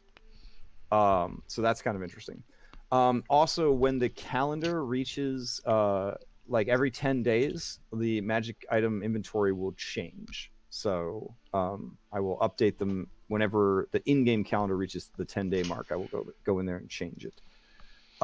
So something to keep in mind. The prices are going to shift and change. The inventory is going to shift and change, that kind of thing. But it does give you stuff that you could be spending money on, which is kind of cool. So let me post that link up for you. And then actually, Saltmarsh has 2 shops, so I'll post both of those up. Oh, we should probably divide the gold, I guess. Yeah, figure out who's getting what. I think I earned that one for like literally risking my life on 3 separate occasions. The other thing to keep in mind is I don't know if I posted up all of the quests that are currently available in Saltmarsh. You did, yeah. Where did you post? Okay. Yeah, there should be like a huge grocery list of upcoming quests. Where did I post those? Just in general, maybe? Strategy? General? I don't know where I posted it. But yeah. I'll find them and repost them. Because yeah, there's a lot of stuff you can do. Oh, they're not in general? Okay. No. Where the fuck did I post those things? Roleplay, maybe? You made it post them as strategy, and we've been chatting a lot lately. Okay. I'll just go grab them. You put it posted as strategy. Okay, cool. So yeah, then there they are. Saltmarsh quests. So the sooner you tell me which one of these you're interested in, the easier my life is. And when my life is easier, the game's easier.